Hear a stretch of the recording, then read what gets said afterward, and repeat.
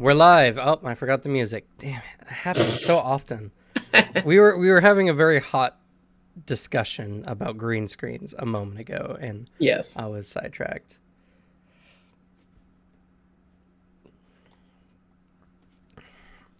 Let's pull up. You know what? Let's just do the synthwave again. I like that list. It's a solid one. It's really good.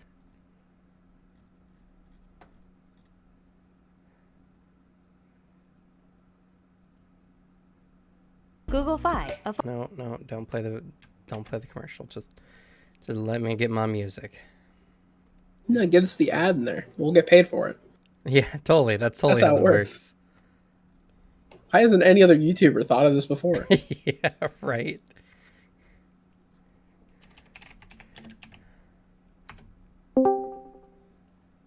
All right, there we go. All right, so this week we're going to be talking about PaizoCon, and like a lot. In fact, this is actually a pretty jam-packed table talk episode, because a lot has happened since the last table talk we had. Like, the last table talk we had literally feels like an eternity for me.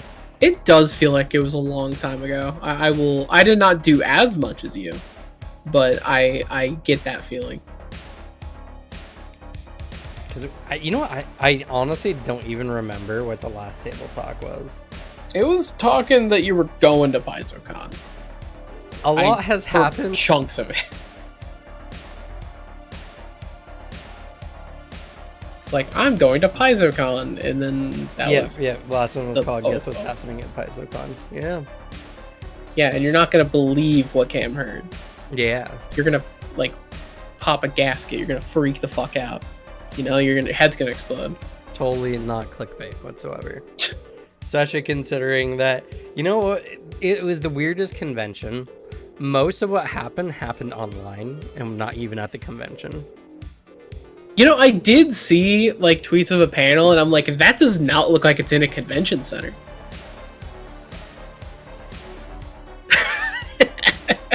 Well, lots of the panels actually they were all done at PaizoCon, most of them.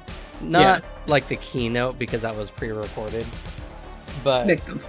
a lot of the other ones were done there. They just had rooms rented out to go and talk in. Yeah.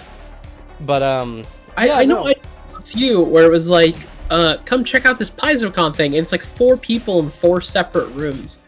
Like that, I saw a few like that, and I was like, how are they doing that at a convention? Yeah, well, I mean, they rented out, I think, like 6 rooms or something for recording stuff in. Yeah, fair enough. So there's I'm that. not surprised. It was a pretty barren PaizoCon, though. Like, they were scheduled to have, or they were capping it at 500. They got nowhere near 500. And I like, if I was to put a very strong guess at the number of people there, I would say that there were not even like 200 people who went to that convention. I'm not totally surprised. But That's all right. I will say that there could be like 60 people unaccounted for, because they might have just went and did nothing but play Pathfinder Society the whole time, which was a room I did not go into like almost at all. Fair. But, Also, don't give Cam any ideas. I had to fight tooth and nail to not be replaced this week. Scramble. It's like, no, please don't. We'll see what the future holds. But yeah, so it wasn't very big, but that's fine, because PaizoCon is still PaizoCon. The important people are still there, and the people who care enough about Pathfinder to be there, we're still going to be there. And so, with it not being huge, I could talk to literally anyone I wanted to for sometimes hours on end. It was pretty cool. I talked with Eric Mona, who is like the head of game design for Paizo. I spoke with Mark Siefter, who wrote like half of the core rulebook himself. and is currently doing a bunch of other things, some other big third-party stuff connected to both Paizo and D&D 5e. God, hearing all the shit he's like done, I have so much respect for that man. Dude's crazy. He's super duper smart. Very, very smart guy. Yeah, and he's like he's got like his own like YouTube channel, and then he's in like a podcast, and he does freelance work, even though he mostly works for just like one person. Guy's really good. It was really, really fun getting to talk to him and picking his brain about like a lot of the design choices that comes with Pathfinder in general. And yeah, it was a excuse me. It was a pretty big deal for someone in my position who wanted to go and talk to more people in the space. I got to talk with Nonats a bit. It's so bizarre. I was literally standing next to the guy like for most of the convention, and I only got to really talk to him like at the end of the first day when we went to his hotel room to like just drink and chat. Nice. I remember you also got one of his Twitter videos. Yeah, I did. I saw that. I remember watching that video, like just being, I wonder what they're up to. Just I followed the convention through Twitter, like the people who were there, just seeing. And then at that moment of like flips the phone, I'm like, oh, I know him. I know who that is. Right. That's my friend. I didn't even know I was gonna be on the camera, and it's been the worst thing, right? My hair's been so greasy lately. Like, I'll take a shower late one day and wake up the next day and my hair will already be like pretty greasy. So my hair was not great the first day, but it was a lot better for the rest of the convention because to be fair, I also walked like a mile before getting to the convention.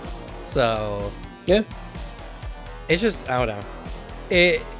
I was surprised because they were supposed to be like talking about the upcoming Roll20 or Roll for Combat thing they were going to be doing at the convention, which I did go to see. And then I was flashed on screen for like half a second. He never like added me in any of his tweets though. Super tragic. Yeah. Grease stripper hair wash. That sounds terrible for your hair. I don't know. It could have been stress. It could have been the fact that I walked a lot that day. It could have been a lot of things. Who knows? Yeah.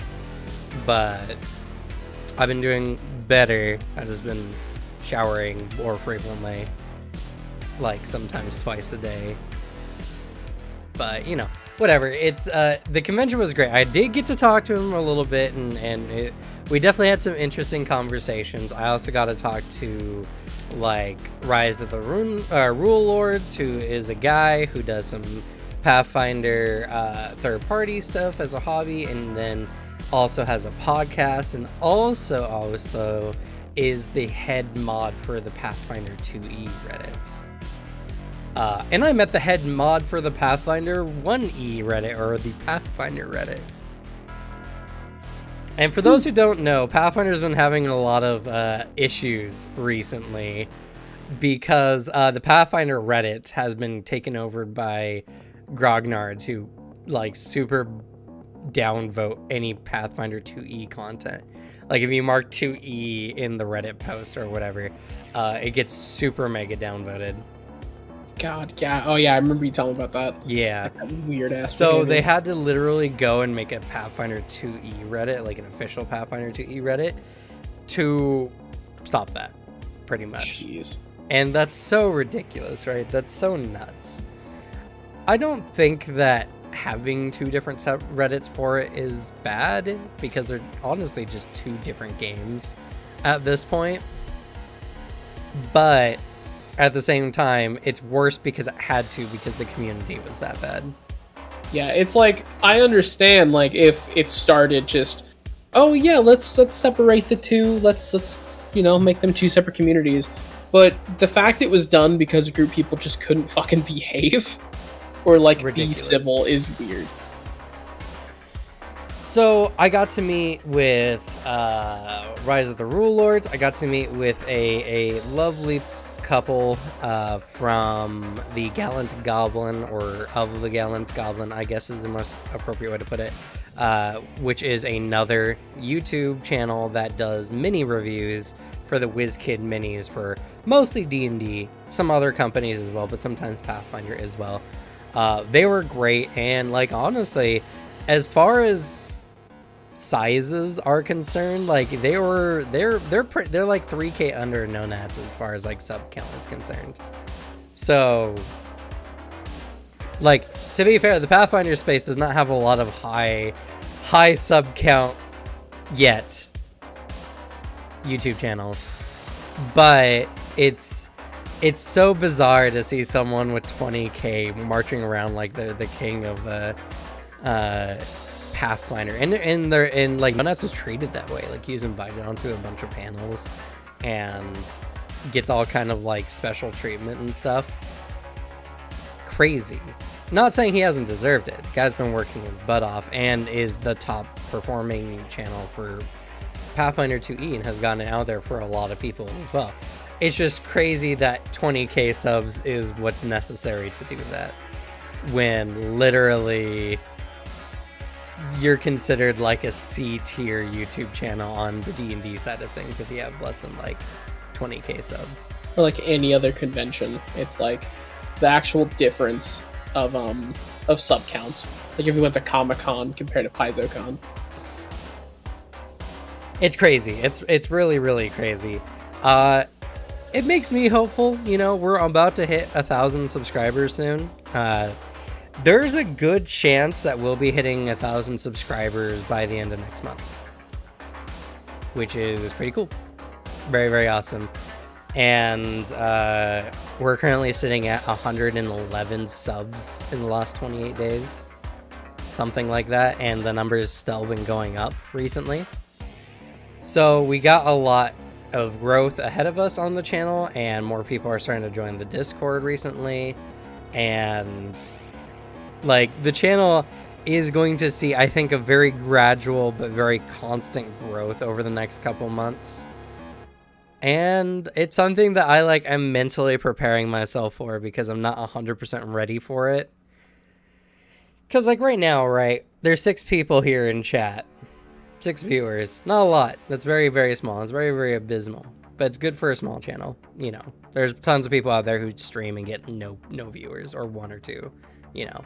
So, I mean, in that respect, we're 3 times as good as them, you know. And we oftentimes get up to like 10 viewers, and that is a pretty critical number, honestly.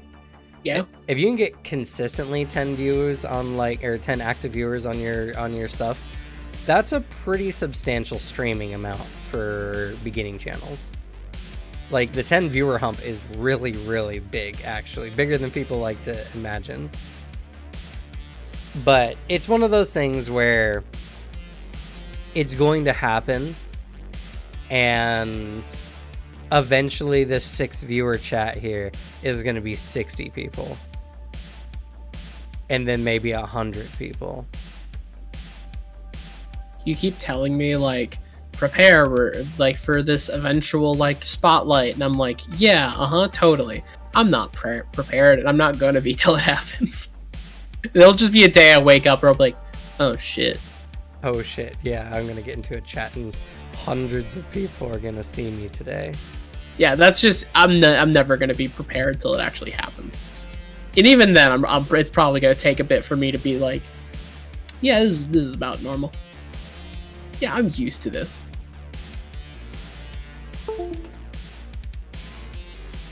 It's pretty crazy. And I think the big thing about all of it is I keep saying it, and it seems like, you know, like, what's the reason? Why would I claim such a thing, right? Why would I claim such a bizarre claim that we're suddenly going to get growth out of nowhere? And it's because I've been hustling and working hard. I've been doing a lot of research ahead of time, and I watch the trends. I watch how all the videos do, and you see very incremental growth. Like I said, we're sitting at about 110 subscribers in the last 28 days. We've actually got to, like, I think 167 in November last year, right before the holiday crash. And now this month, June, most schools are going to be getting out. Yeah. Which means there's going to be more kids, more teenagers, heck, you know, even some young adults who are not doing anything over the course of the summer. And they're going to be consuming content like crazy. So we're just statistically going to get more people because more people are online. And not only that, but we got a lot of really big things coming up on the channel, as I've mentioned before. One of which is we're going to be having some people come on to talk. Now, I don't want to say who, and I don't want to say when, because I don't even know the second one, honestly, and nothing's confirmed on the first part. But I have definitely talked to some people who have definitely shown an interest in being here. So we are going to possibly get some guests on Table Talk, and I'm going to be pushing more to get interactions in the community.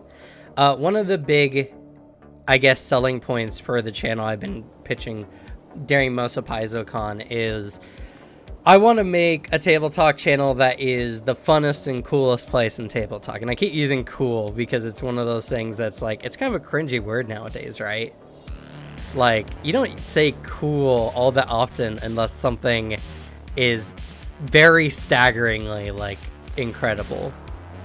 Yeah. Like, you see some really, really good art and you're like, oh, this art looks so cool.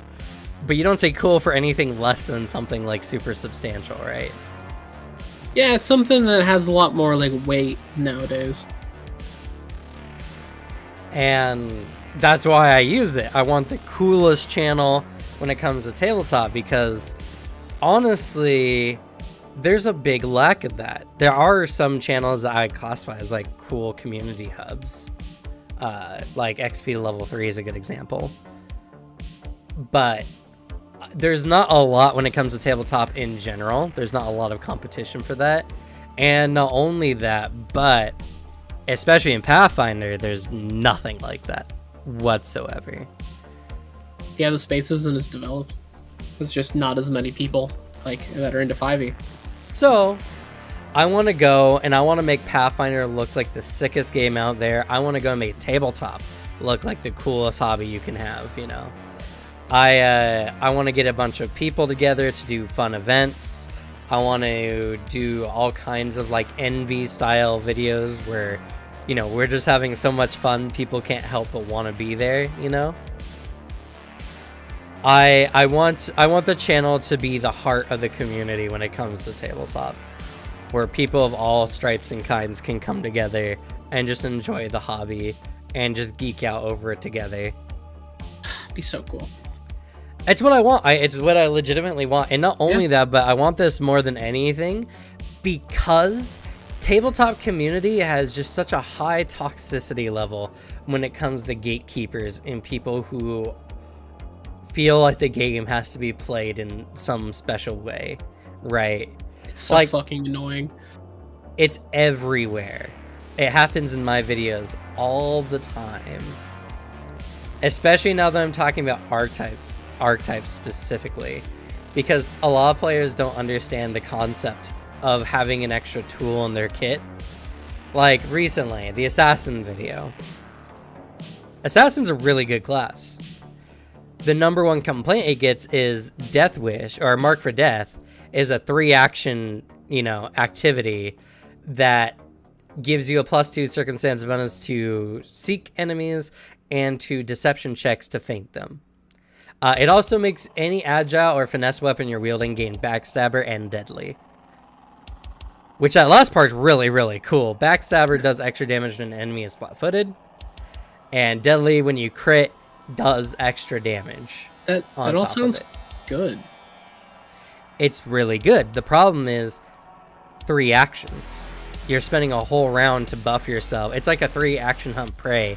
That would be miserable to try to use, especially if you're targeting small enemies, right? But that's the great thing about Mark for Death. It's not, you don't have to use it every round in combat. People look at every feat as like it's something you use every round in combat. You don't need to. I think I read someone in your comments for that talking about how like what the poisoner thing, about how the poisoner feat was a little underwhelming.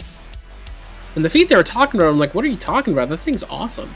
Like the whole, like, I think it takes one less action to poison your weapon, and it doesn't go away on like a timer. It's just the next time you stab someone, the poison will still be there. And it's like, no, and also, dope. Yo everyone, welcome. Well, no, it's poison weapon, and and I actually got corrected on this earlier that it was irrelevant because it didn't really matter. It takes an action to draw the poison, and for most poisons, it takes 2 actions to apply it to your weapon. Yeah.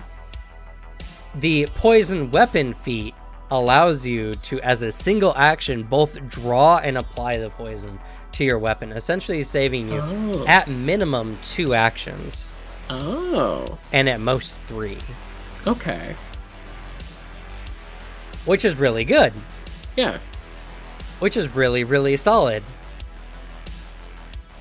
So a lot of people are going around and they're saying, and no, like some of the other stuff as well. They're like, I don't like the sneak attack in this archetype because it doesn't scale with the game. Unlike Rogue's sneak attack, it's like the archetype damage. The archetype damage is not supposed to carry you through the game. It's extra. Yeah. What if you're not a rogue, or if you want that so bad, play rogue? It's like, if you're a fighter, and I get it, and I tell you that as a part of a free archetype, you can get an extra D6 of damage, D4 to D6, depending on what level you are. They would say, sign me up. That's just more damage, Chief. Yeah. So verbatim, that's what I'd say. Verbatim, yes, exactly. Chief. Yeah, I really like immediately. You can also just be a rogue. That is very true. Just if you're like, this archetype's underwhelming, it should scale with sneak attack. Yeah, well, be a class at sneak attack. And or the thing just is, use your thing. The poison, like the poison weapon feat itself, gives you additional vials of a simple injury poison that does an additional D4 damage. So extra damage. That's extra damage. And when you get the next version of it, it's like expert or improved poison weapon. That's what it is. It increases that to 2d4 damage. Just extra more damage. Yeah. It's just like people. But see, this is let's not get sidetracked. I could go on for days and days and days about people who comment on my videos the things that just completely miss the point of how things are supposed to work. But the fact that these comments exist and the fact that these people are here talking like this is not good because blah, people don't want to hear that. People don't want to hear why your archetype, why your class feature is not good. It doesn't even need to be mentioned. Yeah, like no one who in their right mind is like, I mean, there are some people that will want to watch this, but like, I'm gonna go look up real cool tabletop content. I want to hear all the fun stuff. Oh wait, everything's garbage. Oh my God, Cam! April Fools for next year. Make why blank is awful.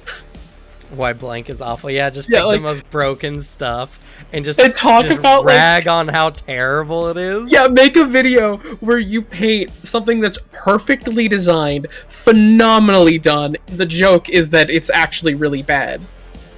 You like, and it's very, just make it incredibly clear that you're like grasping for straws.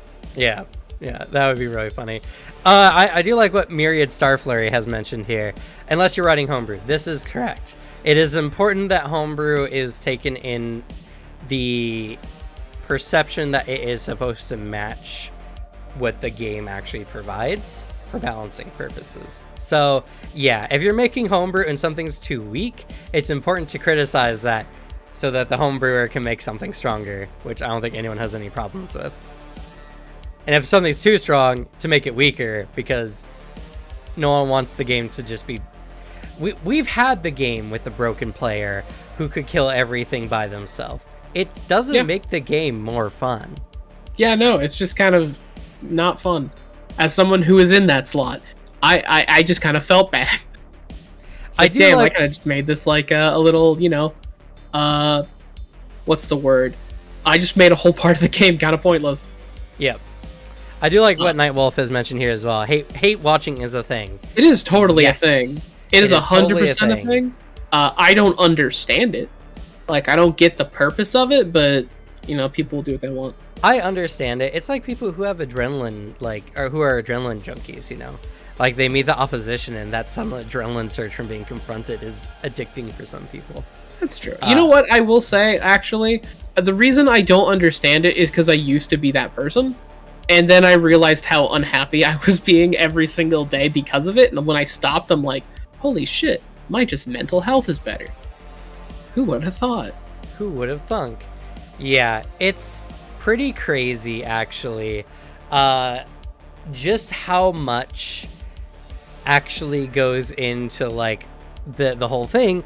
But the reason why I want to create a more, at least...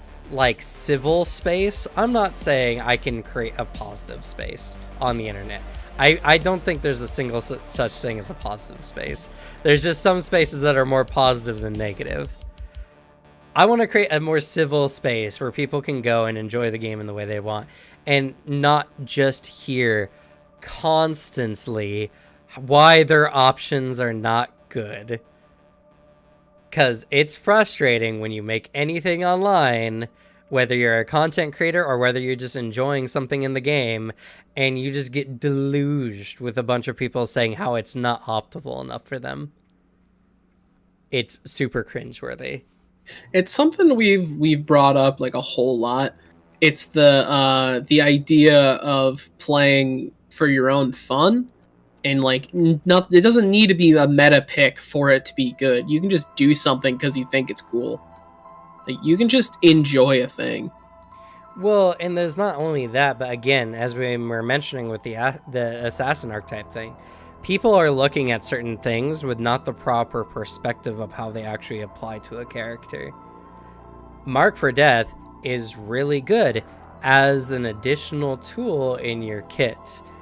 When you know there's a big bad, or when you're sneaking up on a bunch of enemies and you have the time to sit there and look at them, you can pop that on the strongest enemy and get your bang for your buck with it. Yeah,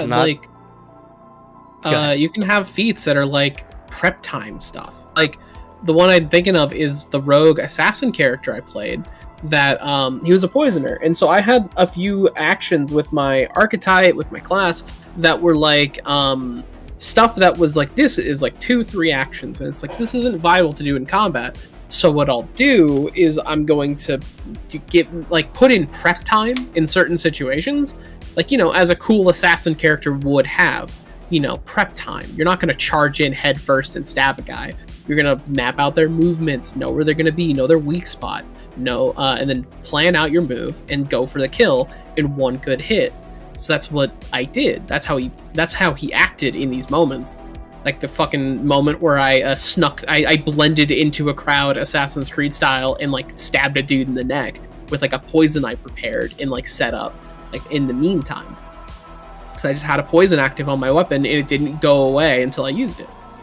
Like all that stuff. There's cool little moments. And I wouldn't say Calden is like the most, he wasn't the most viable rogue in combat, but he was so much fun. And that's what matters.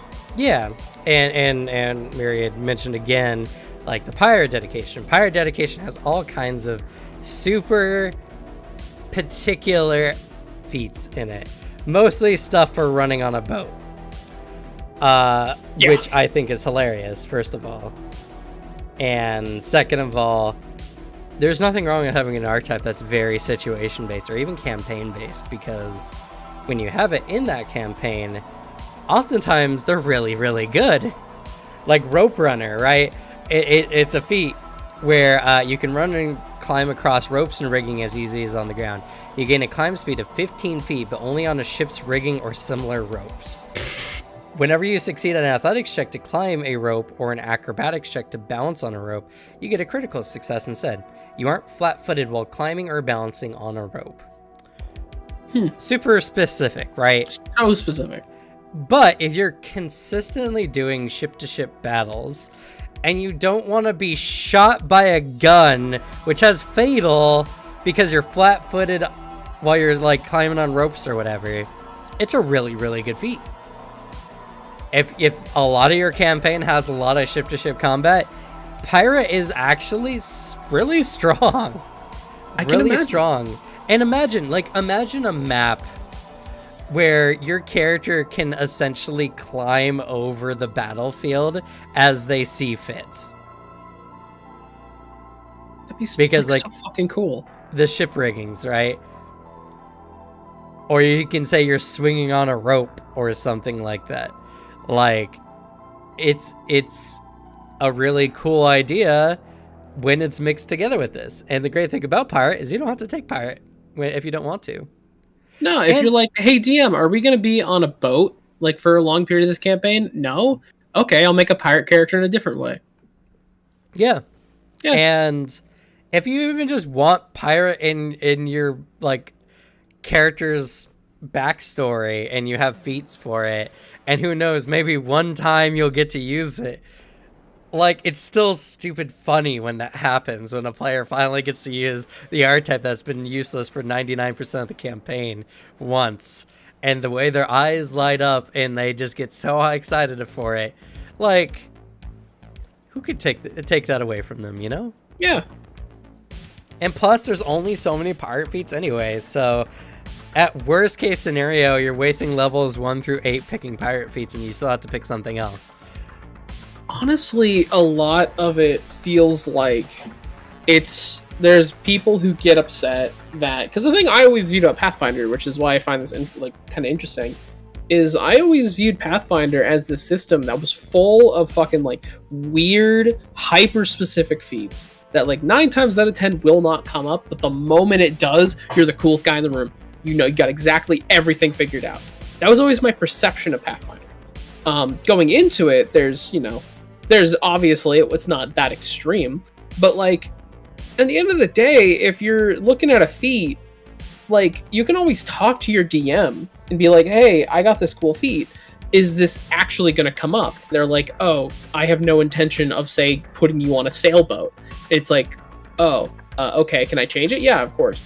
Or, like, hey, DM, I got this really cool thing for this cool scenario. And they're like, oh, I can throw this at my players and they'll handle it in a weird way. Or I'll let them use this feat, like, actually make this choice worth it. It's just, if you talk to your DM, I feel like it gets around a good chunk of those issues. And you know what? This brings up a good point. This means, who cares what's meta? The game can be changed to fix anyone. So, you know, that's what I want. I want to create a space where everyone can come together, they can enjoy the game the way they want to enjoy it, and the game can, and the group can have its geeks, and its casuals, and its aesthetics, and any other kind of group you can imagine in any kind of fandom. You can have that in tabletop, and tabletop has yet to even be fully expressed in a way I think that it's complete. I mean, think about it, right? Tabletop does not have to be played in the way that we're playing tabletop today. No. And a lot of new systems are exploring different ways of playing tabletop. The field still has so much room for evolution, you know? I love someone to tell Suzanne that our Monday group isn't a strong group either. You know what? They would, though. So if for those who don't know, our Monday group is notorious because we have a lot of characters who can sweep enemies off their feet easily, and a lot of enemies with attack of opportunity or some close skill like to that. And so we trip them, and if they stay prone, they get a -2 to their attack ability, and they are flat-footed. If they get up, everyone attacks them, and one of our players, if they crit them, keeps them on the ground, and they have to use another action to get back up. Jesus. Tripping is broken as heck in tabletop. That's like diabolical. I mean, to be fair, it's only diabolical when there's not many enemies. We recently bullied an enemy that was supposed to be like an area boss. Like, we ambushed them. We did some cool stuff. We ambushed them.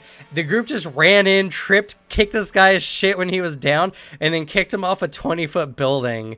He's still alive, but we, like, nearly nuked him in one round. That is just you're a bunch of hoodlums just running in there.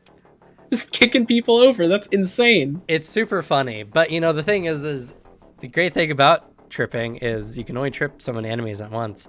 You just gotta throw more enemies at your players. If one enemy ain't enough, just beat them with numbers. Any GM can make an encounter hard enough if they really want to, even in a balanced sense. Hey, we are allowing thug hero diversity. But yeah, so you know, I think that the tabletop space deserves a place where everyone comes together and has fun, and at least the voices in the community are loud and positive as much as they're loud and negative.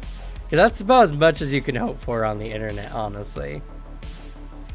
I want to create a space where it's cool, where people see other people being super cool and super chill online, and they're like, oh, I want to be like one of those people, you know, one of those people who everyone is like talking about. And like, because that's a thing in certain communities where positivity becomes the cool thing to do, right?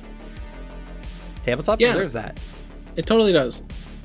It deserves people to just have a conversation. And if, say for example, how proud you would be if you saw a discussion, say you made a tweet about something, and you're looking through like a thread, and it's like someone being like, here is an opinion on this thing, and someone goes, I disagree, and it's very polite. A polite exchange in like discussion about a differing opinion rather than you're wrong and stupid, fuck you. I'd be so fucking proud if I like caused that in my community. Like, damn, I helped do that. And the thing is tabletop is still in a level where it's very niche in many ways. Because D&D is fun and popular, right? But for the hardcore D&D, like tabletop community... Did you say this is on the internet? No, look. I understand the channel. No, this is cable. Wrong place. I don't even know how you're here. But, you know, I'm not saying it's not hard. I'm not saying that negativity won't exist. I just want to make a place where it's cool to be super positive, or at least super civil.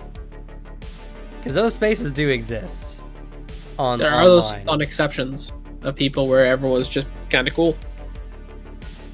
And I want the community to be a place where if someone is having a hard time getting bullied online, other people can hop in to fight, to, you know, join them. I don't mind if there's a war, if the war is fighting for what the greater good in this situation. If someone starts to super harshing on someone and a bunch of other people get on and bully the bully, I will accept it to certain degrees, I'll say. Never tell a bully to go kill themselves. That's just not cool. The best way to deal with people is just kind of light mocking. Light mocking, or just ignoring them. But another thing that a lot of people, and I'm assuming we're going to be getting a lot of people who are interested in this particular subject, is I got a lot of swag from PaizoCon. a ton of swag from PaizoCon because they didn't have enough people show up. And I'm just the ambitious, enterprising, opportunist that I am. I'm like, hey, can I have that? And they're like, please, we don't want to have to dispose of this ourselves. And I'm like, fuck yeah. So let me give you all some sneak peeks on what's to come as far as giveaways on the channel. We're getting an inside scoop. Getting the hidden lore. Oh, sick. This bag had 2 extra shirts. Heck yeah. So, first of all, I want to say that we're not doing a giveaway today. We probably won't do a giveaway next week. I'm aiming for the week after. I want to make sure that I get the logistics down, and also we don't make money on this channel yet. So this giveaway is going to be completely at our expense. But and as well, it's to make sure that if there is going to be a giveaway, it's going to be handled properly and legitimately. And because legally. we're not, and legally, we're not going to pull the want to join a free gift card giveaway thing that plagued like 2016, or scam people out of stuff and their attention. Yeah. So if we're gonna do it, we're gonna do it right. So we're going to be setting up a giveaway, and I'm going to do some giveaways on stream, and I'm also going to be doing some giveaways in some of my videos. So keep an eye out for that stuff. I will say, for all those who may be concerned, not this week, not next week, don't get your hopes up. We want to get the logistics down first, but after that, we will see. But first, we got some nice shirts. We got this little Christmas goblin here. And I got shirts of all sizes. There's a wide variety. I like that shirt. There's another goblin one. Oh man, day 2, they just double stuffed these. Man, I have a lot more shirts than I thought. Oh no. Yeah, oh damn, more giveaways then. Here is one of Sione, the sorcerer iconic. And we have another one of, I think, Fumbus. Yes. Fumbus? Fumbus is the goblin. It's a definite goblin character. Belgian Gulp Fruit Wit? What? What? I don't know, but I got this, so I'm giving it away. That's Fumbus, though, the goblin iconic. Yeah, is the alchemist iconic. And I got a bunch more. I got a bunch in a lot of different sizes.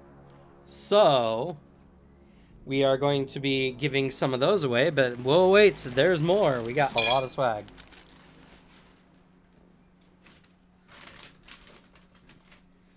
This one I'm gonna hold on to a second because this is the coolest one. So keep seated because this last one's gonna be really good.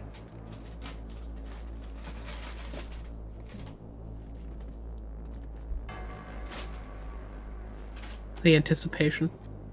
We got a bunch of Pathfinder Society guide books.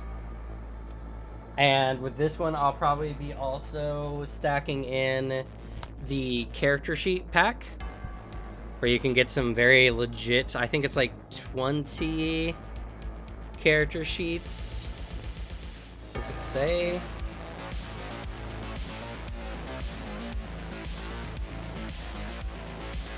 Oh, I guess this is just for one character? But it has like every page you would need, and this is also Pathfinder Society capable, so I'll probably give these two away together. Which, to be fair, that's like $20. Yeah. I mean, if someone wants a character sheet, it saves you the time, I guess. The Starfinder Armory books for weapons and such, I'm assuming in Starfinder. Yo. I'm interested in that one. And with this one, I'll probably also be doing a Starfinder flip mats, and I think there's a variety of them. This is a hospital setup. There's a bunch of other ones that you can get though as well.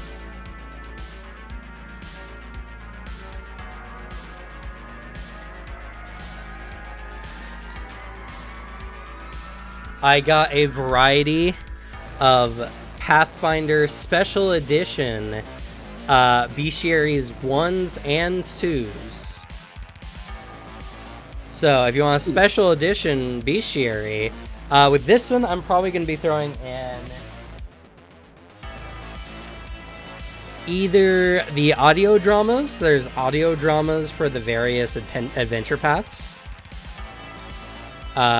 Or I'll throw in the t-shirts with it. I don't know yet. We're gonna get that sorted out.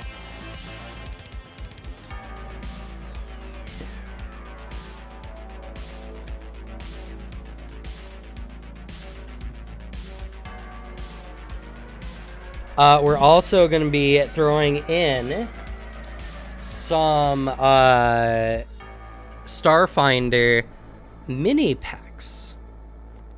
There's 32 figures in these packs. Each pack has a chance of getting one, I believe. No, you get 3 figurines. You get 1 big one and 2 small ones or 3 medium ones. So we got a bunch of variety packs for Starfinder minis and the Starfinder critical hit deck. If you want to spice up your critical hits in Starfinder. And last but not least, we got these really cool Legendary Adventures painted figurine sets. It's a mini box that comes with 4 figurines, and these are of a really good quality. Can I win that one? Nope. What, can we come on. Can we just man, co-host is doing a good job. Just slide some minis over his way. I will say that I have a box of my own. I don't know if that'll make you feel better, but I got my own. Damn. I should have gone. I was looking at whales while you were doing all of this. That is true. I went whale watching with my family while Cam was out here working and networking, so I was getting a few updates while I was on a boat looking at orca whales. Yeah, should have gone. I should have. Should have gone. You can see whales anytime during the summer, but you can only get PaizoCon minis at least 2-3 days a year. Well, next year for sure I'll be there.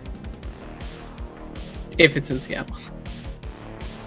I guess they do have the same convention center every year, so I have no reason not to go to it in the future. Yeah, I'd go. Because at that point, it would be something serious that I need to pay attention to and actually do. But yeah, so for the foreseeable future, I'm thinking of doing 5 different giveaways, I believe. 5 or 6 different giveaways where we're gonna give away sets of 5 of each type of little sets we got here, and that'll be spread out between table talks and over some videos that I'm doing. So that is really cool, and I'm very glad we can do that. And like I said, we're paying out of pocket to deliver this stuff to you. It's free shipping. You don't have to pay anything. The only things will be is that you will have to either click a link, or we're gonna do a giveaway on stream using some widgets, and then we'll get your mailing information, and then we'll send it out to you.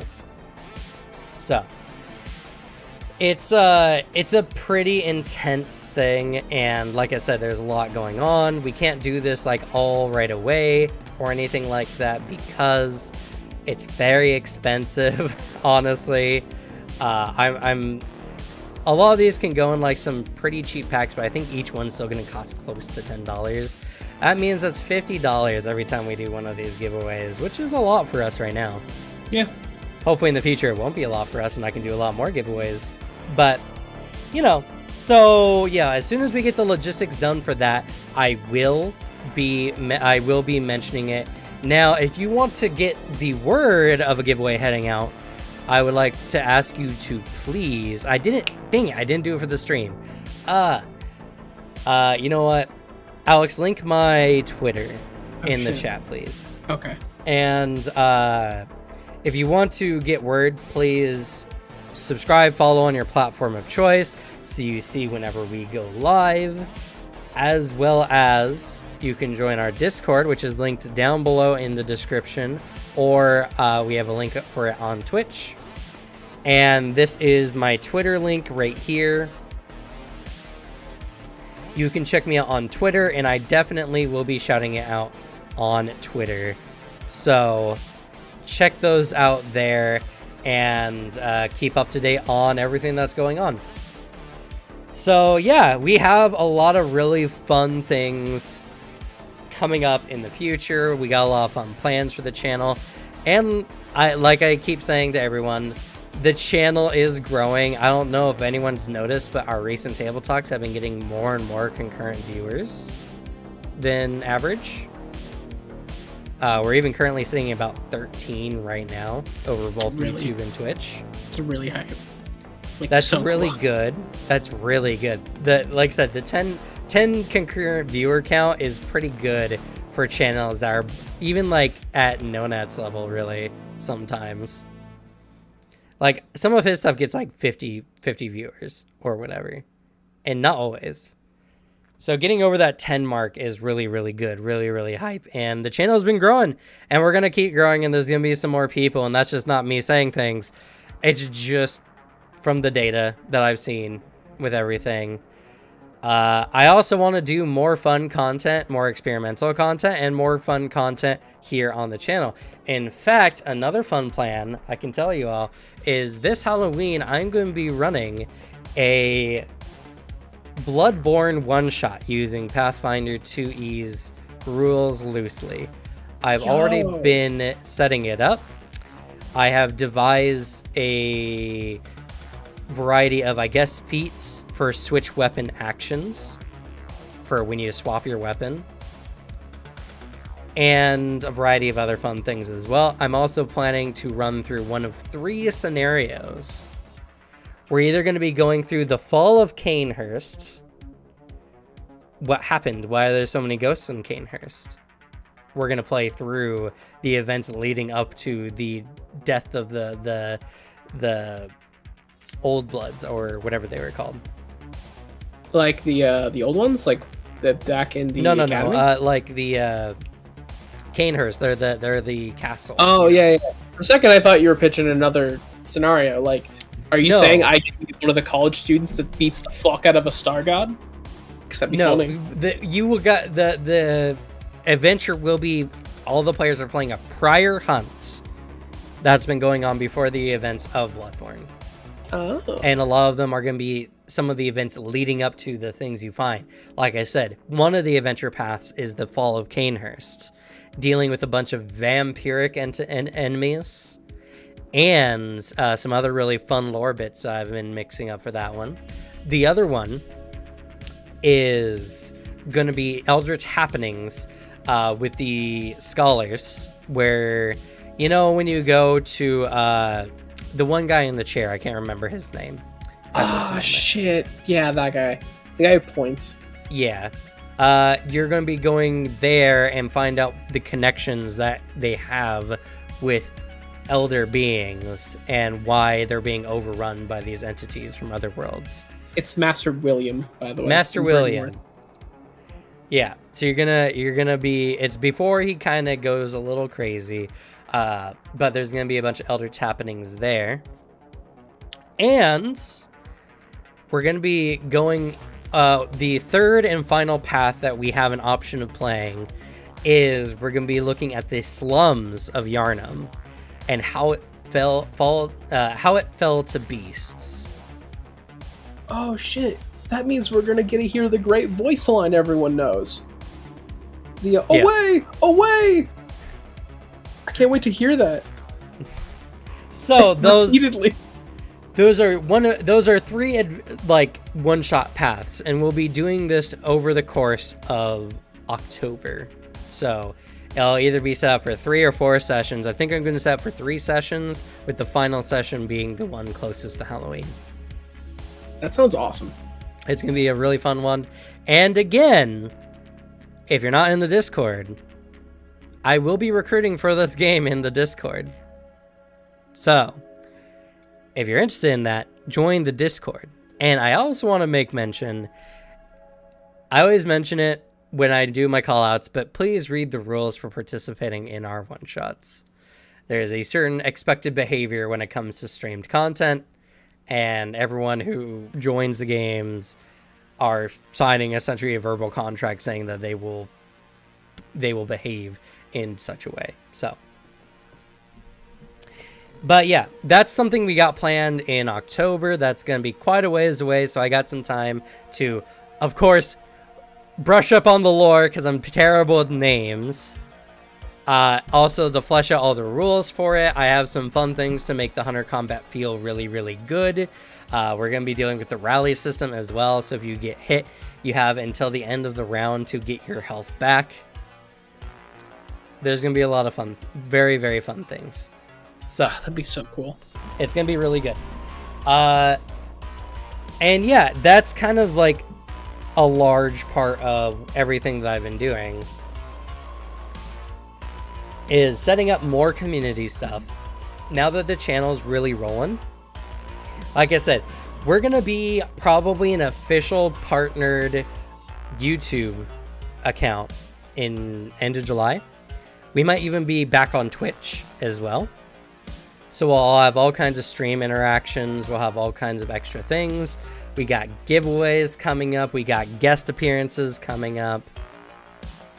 There's a lot and more I'd love to tell you all, but a lot of it is still in the works. And a lot of things are not set in stone quite yet, but you can definitely expect something to be happening. So, cheers to that. Goodness, I'm so tired. I've been hyping all weekend and a lot of this week.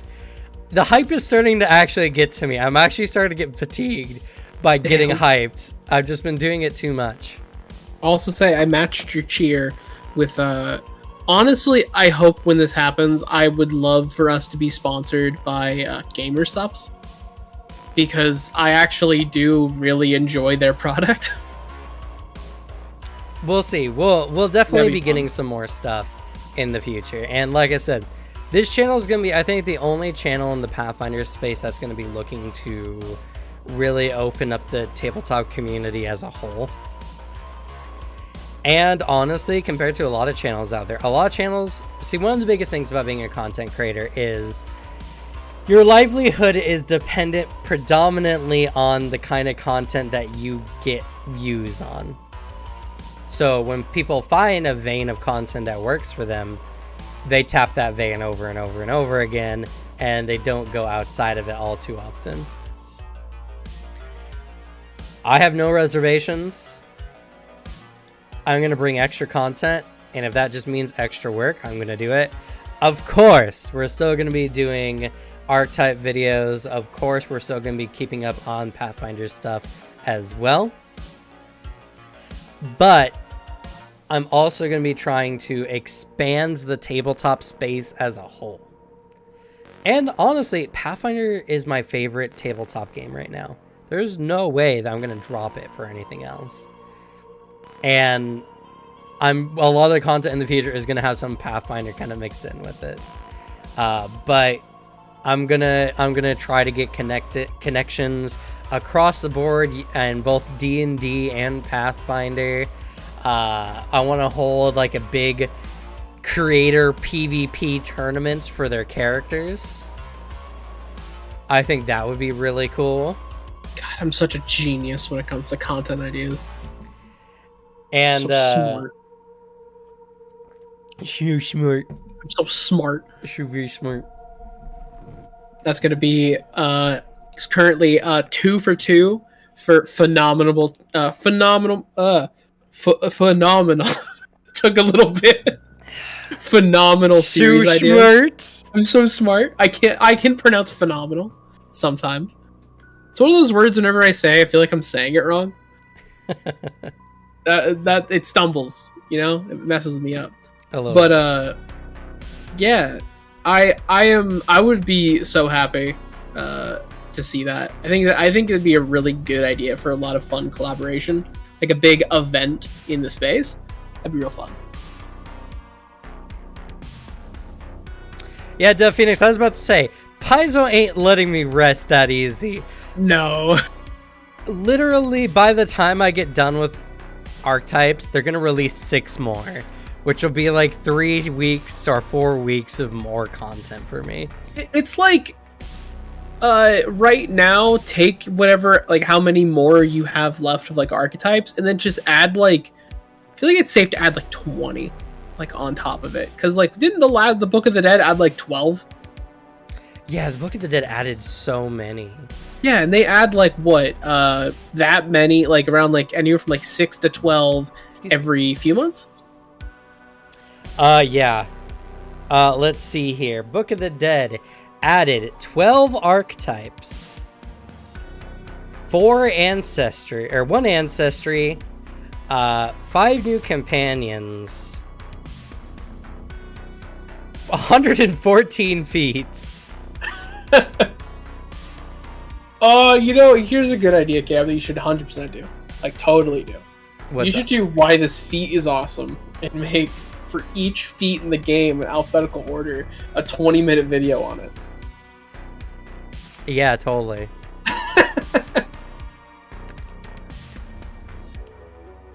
It's, hey, you know, it's another, people would be like, damn, that dedication though. I think I'll be happy with classes and archetypes.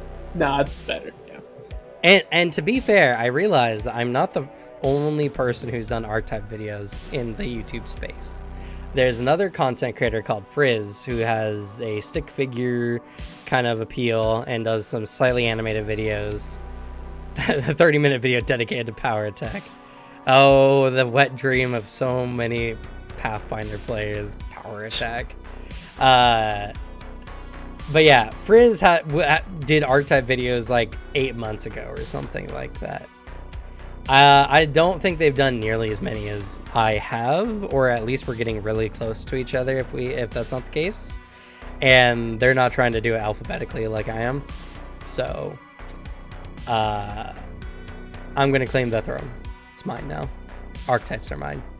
I actually met a Paizo employee who saw one of my videos for the archetypes. So,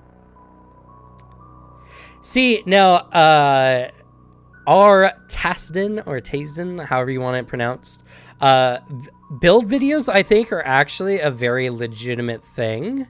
And I'm looking into doing some build videos. It's not my thing to tell people what to do or what to make in Pathfinder, and there's other build channels out there. But one of the big things that I want to do is I want to provide some guides for people and give guides for builds that are not just mechanical combat builds, but a touch on roleplay, touch on exploration, as well as combat. And people are hungry for build ideas. I've also been using Google Trends to see what people have been looking up with Pathfinder a lot.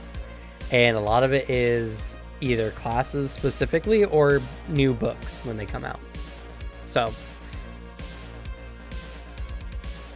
God, Myriad, I relate to that so fucking strongly.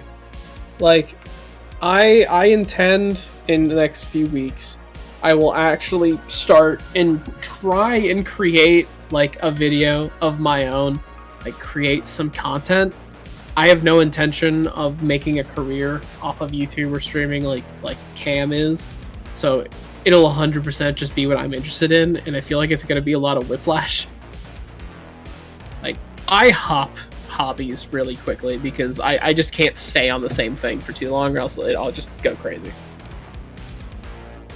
Yeah, so, you know, this channel, and trust me, this channel is already the place to go if you want something more than just how to play Pathfinder.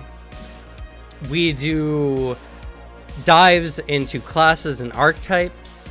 We do table talks where we get to sit here with the community and bullshit and talk about sometimes really dumb stuff, like the fact that potions cost 50 gold pieces. 50 gold. 50 gold. That's gonna be an alert in the future.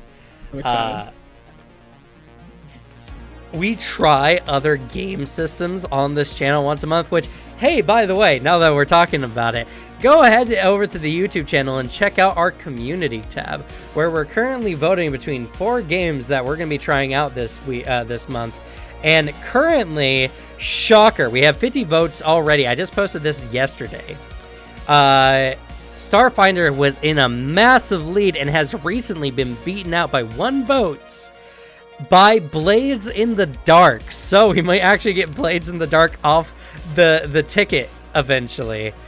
But yeah, that is surprising. Starfinder was way in the lead up until recently. I feel like, just throwing it out here, I'm throwing it out.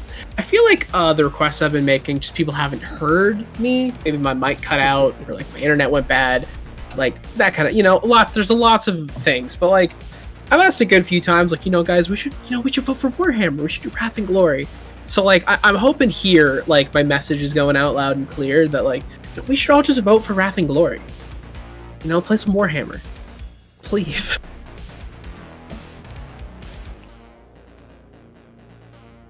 Why do you do this to me, Phoenix? Why do you do this to me?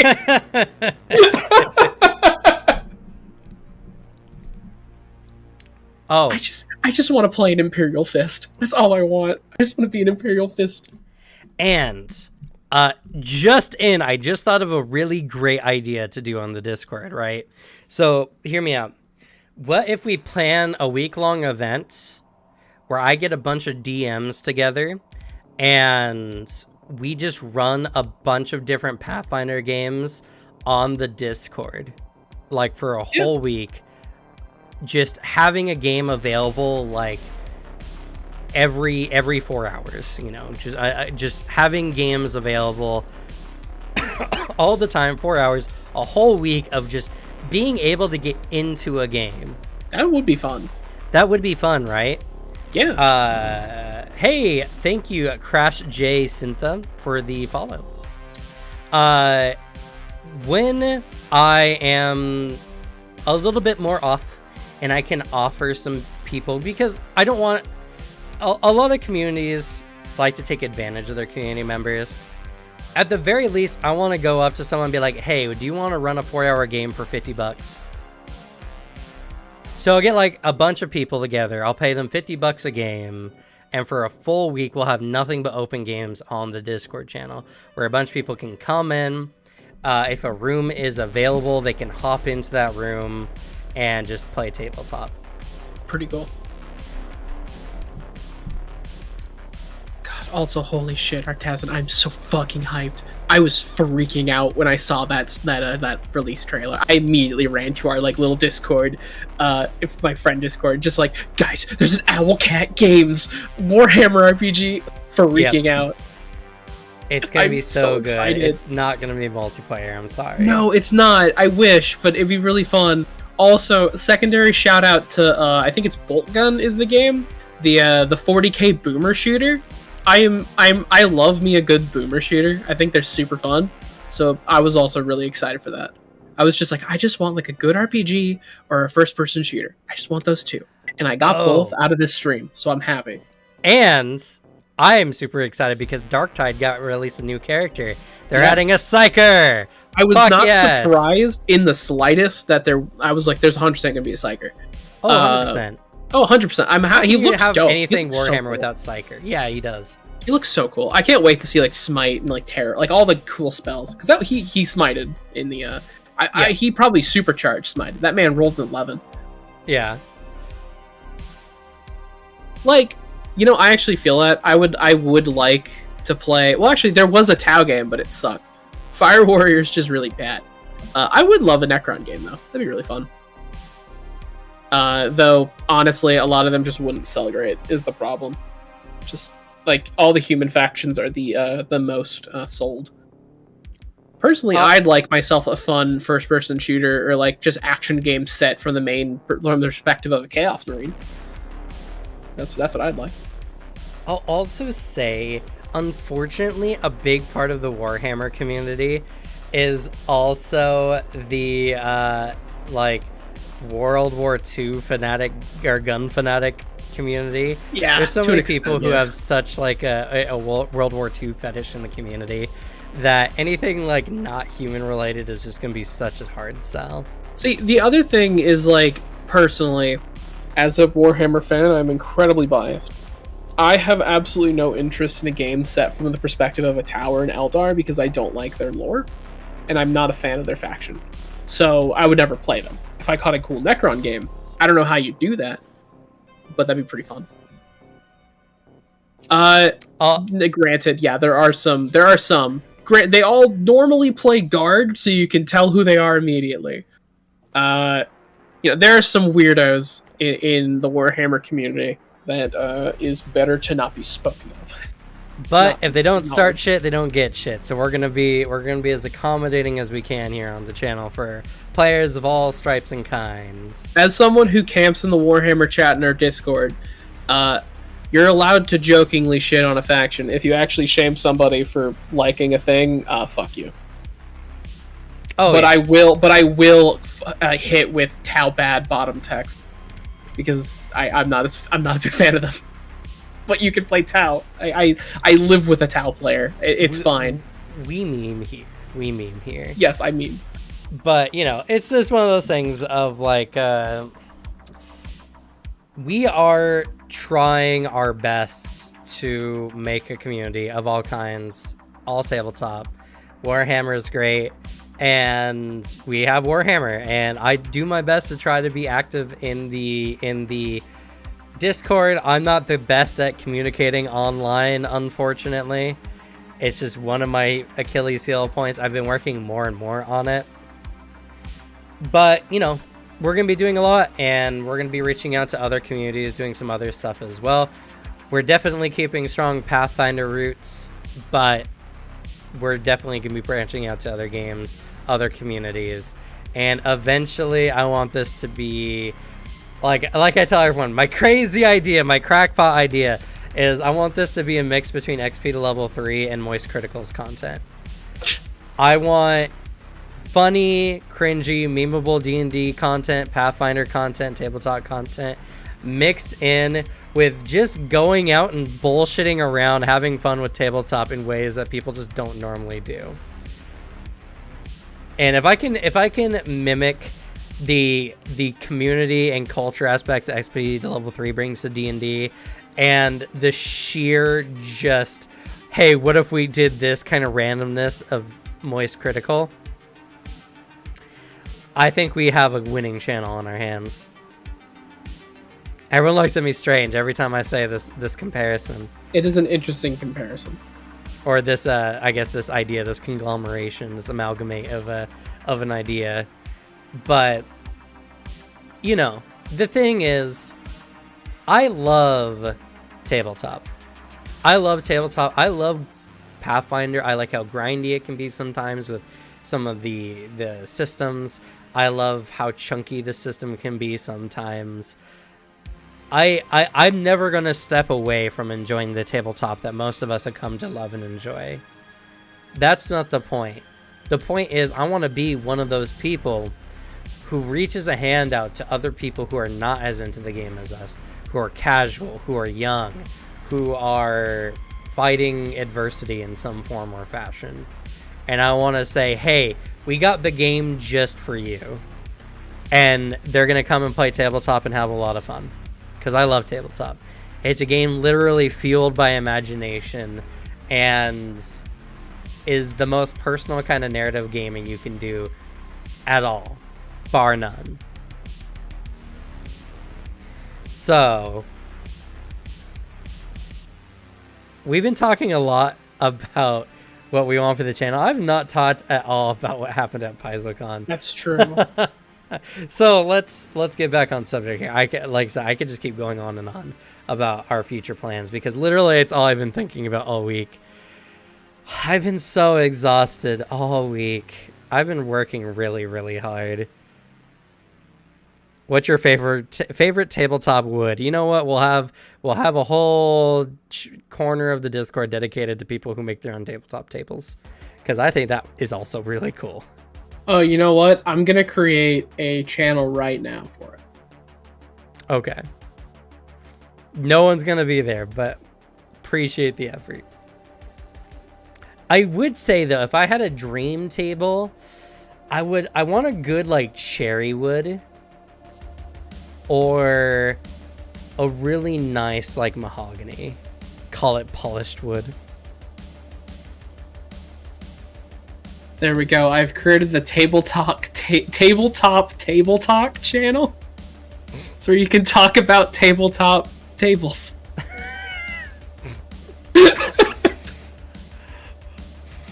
But let's talk about what happened at PaizoCon. So I don't know how many of you here know even about like what's in the pipework for Pathfinder. So if you have questions, ask me. I do know as much as they gave out. And I will say everything that they showed at the convention is available online on the official Paizo account currently. And the streams are all on the Paizo Twitch account at least for the next couple weeks. How long until the Ratfolk Tailblade? That is currently unknown at this time, but it's not likely to be soon. I'm gonna just crush your dreams right here, Devin.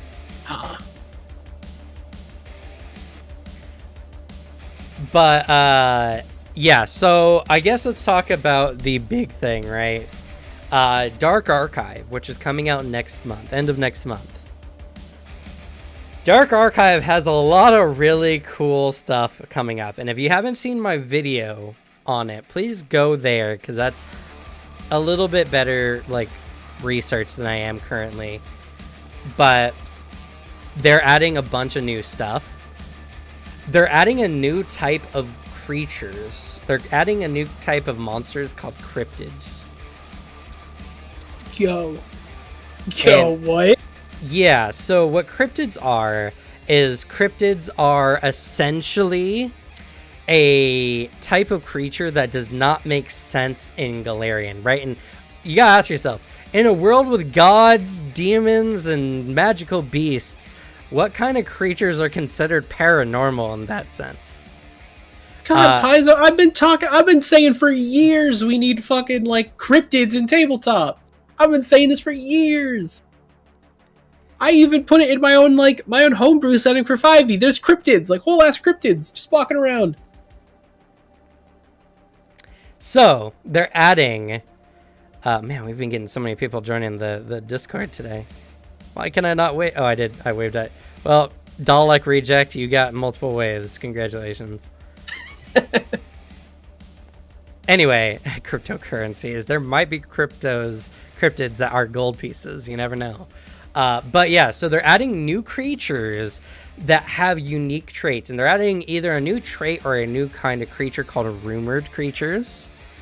And essentially, I think this is going to be a stat block you can slap onto any monster that gives it more abilities and powers. Imagine running into a goblin that has like mind flayer like abilities, like it can consume brains and become more intelligent, that kind of stuff. A lot of weirdness, a lot of really cool creatures. They're also adding archetypes dedicated to cryptid hunting or those touched by cryptids that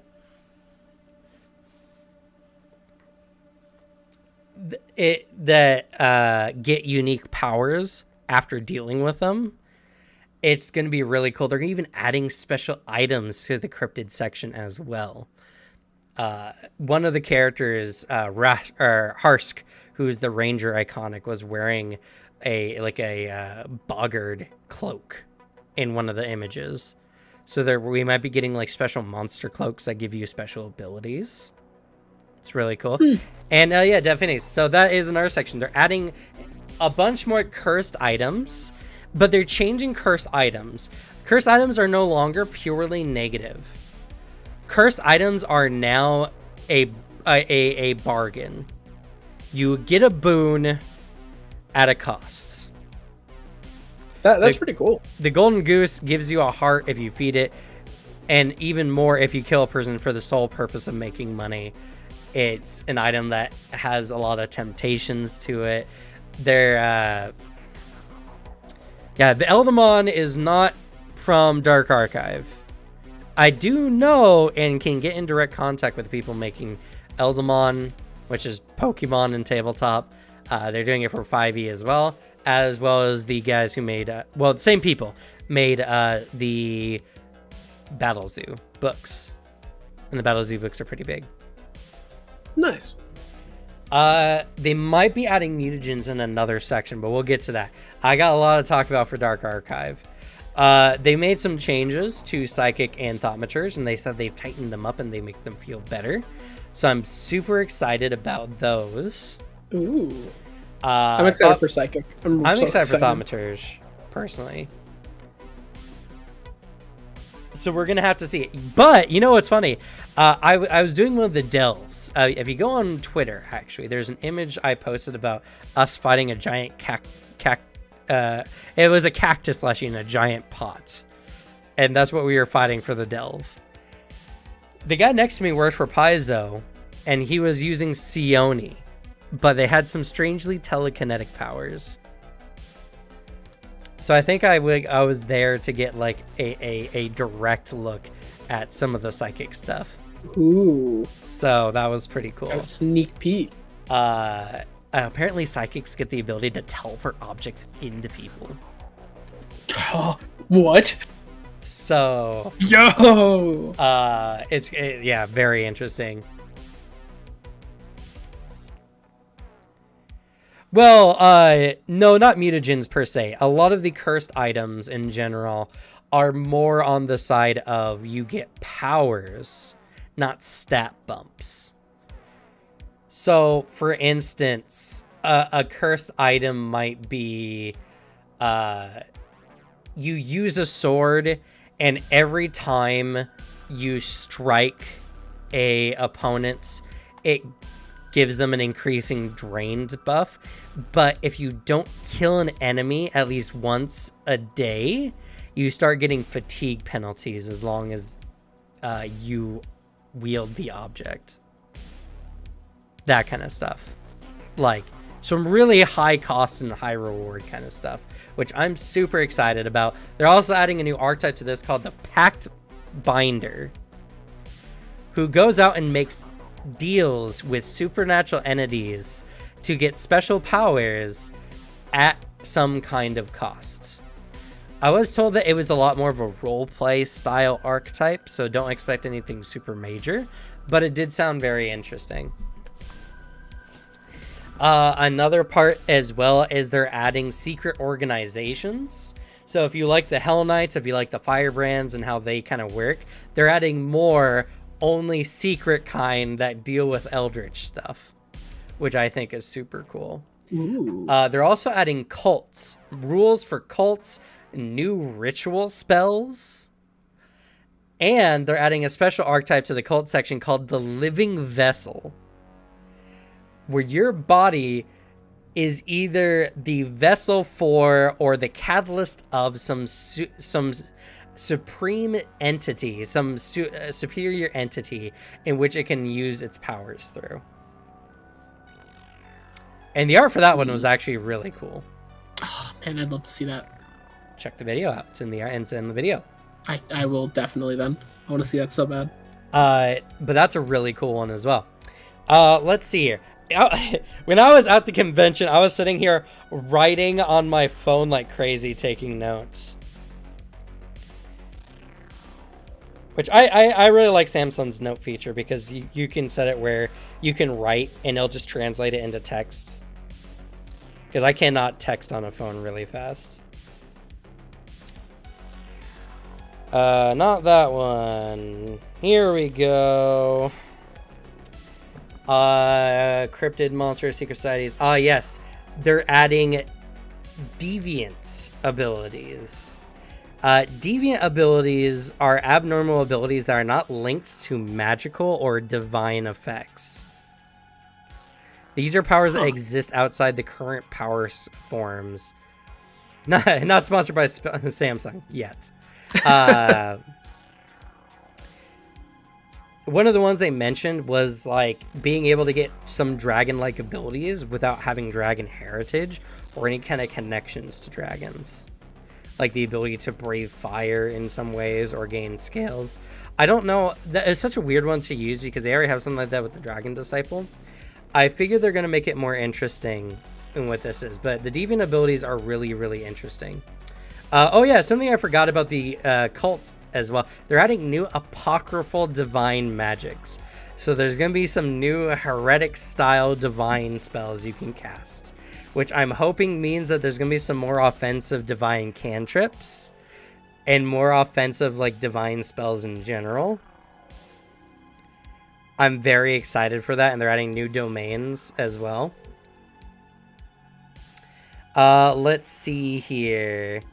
Cursed items, new items called bargain packs, where you can make a deal with like a devil for some benefit for the cost of your soul, whatever that means. I think it probably will just make it where your character is like doomed to, and it cannot be removed unless the contract is ripped up or something. Who needs a soul? Who needs a soul anyways? They're adding new temporal anomalies.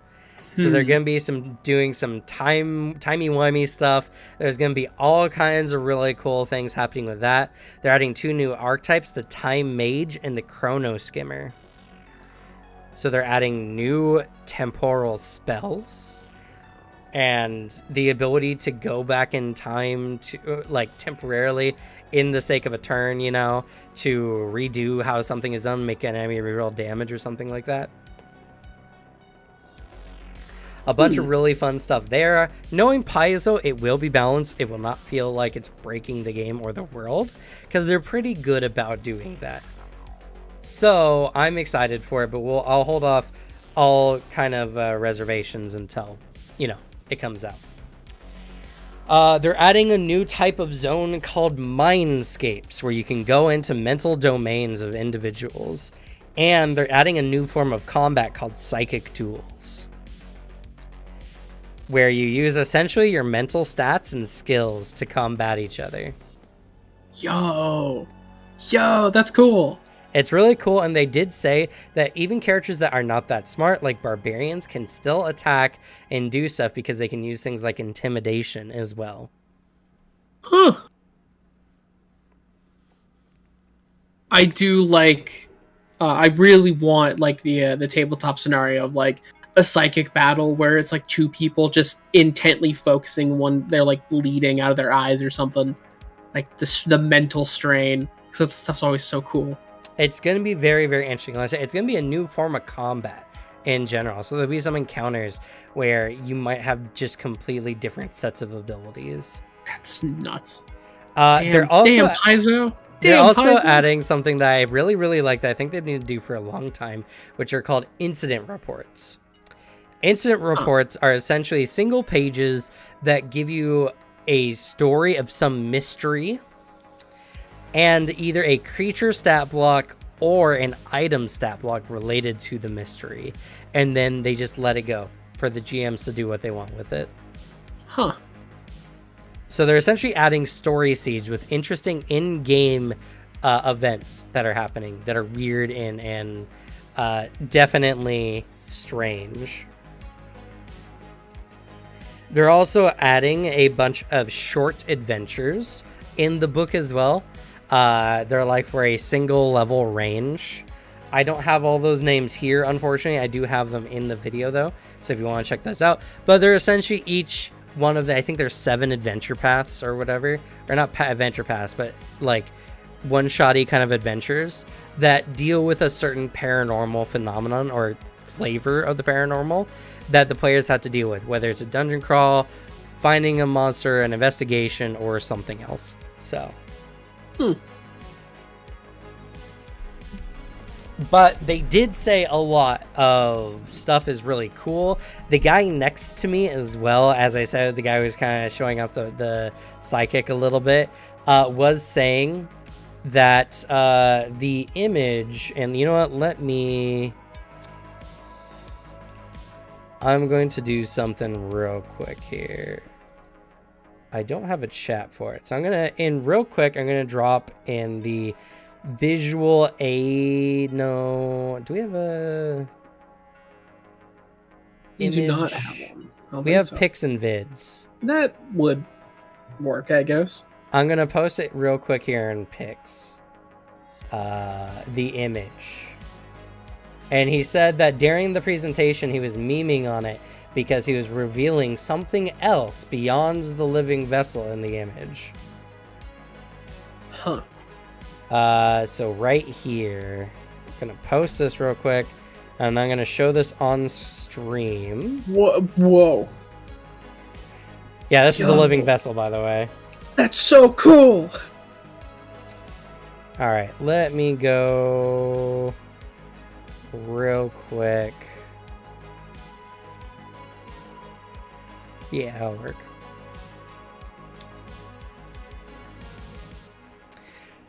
So this living vessel here, this is the living vessel archetype. This is a guy who is obviously being possessed by some entity.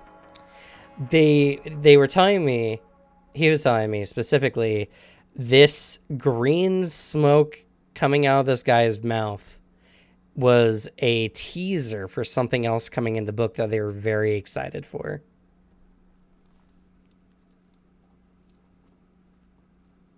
I don't know what that means.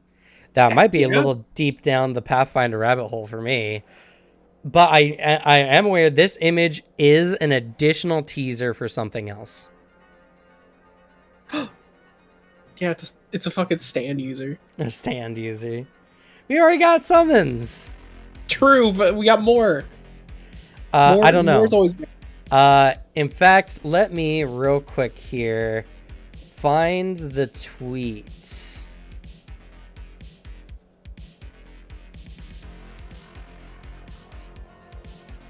That they were mentioning it.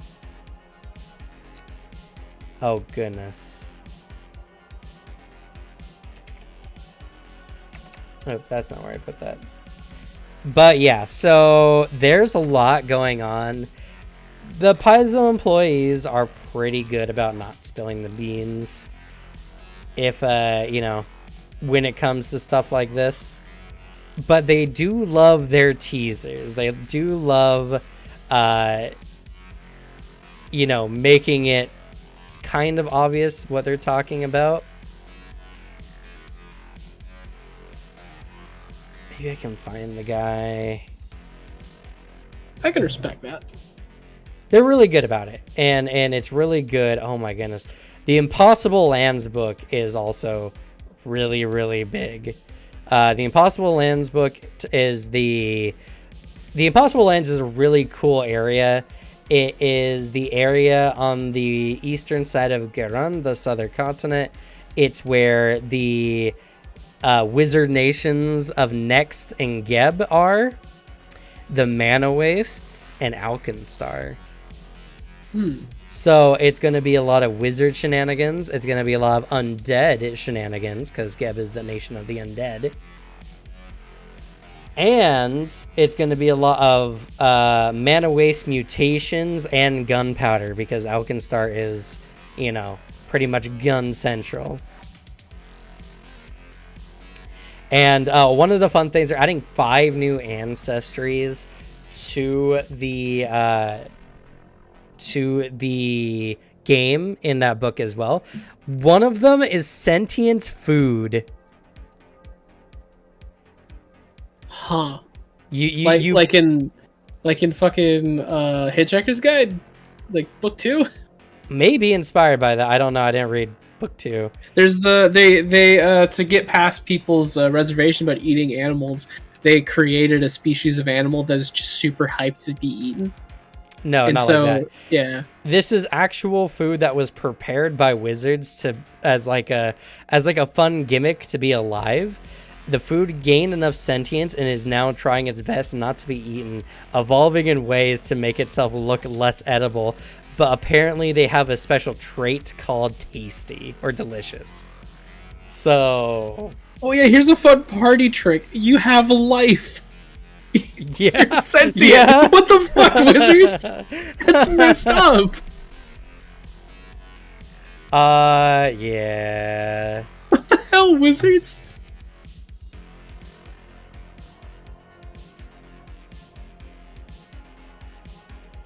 It's... Man, there's so much stuff that was posted about PaizoCon. I'm like scrolling through trying to find the tweet about the spoiler thing. It's so cool to see my stuff pop up on there. But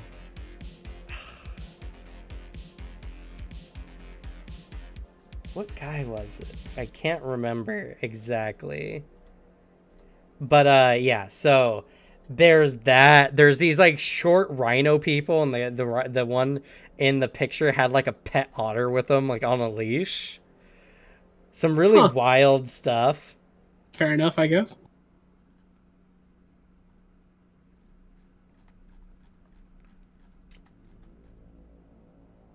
There's all kinds of really, really crazy stuff. Ah, yes. Yes. Here it is. I'm gonna have to readjust the size of this image, but that's okay.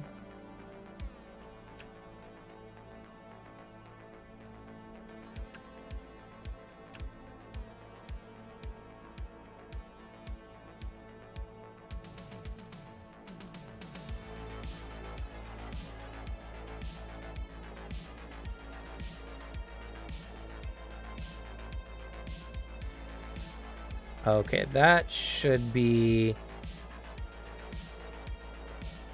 Wait, I just saw this in the chat. I've been like, going through like the Pathfinder Twitter stuff. Does fucking Galarian work like the Elder Scrolls world? Isn't that a thing in Elder Scrolls 2 of like you just go certain like areas geographically, just weirder and weirder stuff happens? They do say the further you get away from the center of Galarian, like where Absalom is, the weirder and more fantastical it gets. Interesting. So yes. But here we go. I don't know if there's any Elder Scrolls lore nerds in the chat. Here's the meme posted by James at Toriaria. And he says, yes, spoil more Dark Archive. Many Dark Archive spoilers, literally, and also figuratively, coming out of my face and scattering into the winds. That is such a funny move. Like, yeah, no, we just want you to release more Dark Archive stuff. And it's like you're playing next to a guy who's actively leaking Dark Archive. Yeah, it was really fun. It's like, so funny. That's how this event was. That's why I'm so sad you couldn't go. Because this event was literally like... You can tap the vein of what's happening at Paizo so easily there. Man, yeah, next year I'm 100% going. Granted, I also hope that it doesn't align next year on my dad's birthday. I'd like that. Who knows? It could possibly if they do it the same day. Though, if it's a work thing, because it's something I brought up in conversation. I was like, yeah, my buddy's like at a convention for, that's his job. And he was like, yeah, I mean, if, for example, next year, that's your job too, I wouldn't fault you for going to a convention over a birthday. Because, that's what you got to do. And thank you, Dalek Reject, for following on Twitch. But yeah, so we got, there's that. They added so much stuff to the Impossible Lands. They're adding a new book that was announced at this PaizoCon. It's called The Treasure Vaults. Well, the Impossible Lands book was already like in the know since March, I think. But the Treasure Vaults is the newest one. It's a new magic item book. where they're adding more magic items to Pathfinder. We need more of those. More stuff, more things to do. Not only that, they're adding a bunch more alchemist stuff. So alchemist is going to see a lot more potions and heck, maybe even some new feats or new abilities in that section. But they're adding a whole alchemy section, as well as they're upgrading the crafting rules to Pathfinder 2e. Which is nuts because the crafting is actually pretty good in Pathfinder 2e. And they're going to be adding a lot more items to it, which I don't know what to say. It's really mind-blowing. And again, magic items in Pathfinder 2e are really, really cool. You know, Alex, I'm sorry to say, but we're going to have to get you into some more Pathfinder games. Yeah, we really will. We got to update your knowledge on Pathfinder. You know, once school ends, I actually will have the time to join another Pathfinder game. So, like, when, Riptide ends, I'll be open. Well, we'll probably have to do something because Riptide, I imagine we'll keep going for quite a while. That's so, right. Next game you add, like, I will be there. I'll have the time for it, finally. And, except for a period in July, I will be, free every week. Well, we're not going to be doing anything that soon. But, yeah, if we're going to be working together more and more in the future as the channel grows, we need to get you some more content. I need some more Pathfinder time. Also, I gotta mention, I wish my other hobbies, like companies, treated me as well as Paizo. I would love it if just every month or so, there's just some new stuff announced, new content where it's like, man, you just kind of made something better. Topping themselves every few months. I'd like to be treated this well by, say, Games Workshop. It's true. Certainly not treated well by them. And don't worry, Tasden, we're going to have some more content coming up. It might not be Pathfinder 2e quite yet. My content schedule is very full. Very, very full. Yeah, that's one of the big problems. I'm very tapped as it is right now. Depending a lot on how well the channel does, we'll see, because a lot of what I'm going to be doing is, as soon as we start monetizing on the channel and as soon as we start getting sponsorships, all that money is going to go back into the channel and is predominantly going to be going towards paying people to edit videos, paying for a new banner, or a banner in general for the channel, and maybe even a new icon for the channel. And if I can pay people to edit for me, then I can start pumping out more different kinds of content. And we'll have more time to do more stuff. But right now, it's pretty much a one-man show with Alex helping out with Table Talk on Thursdays. Yeah.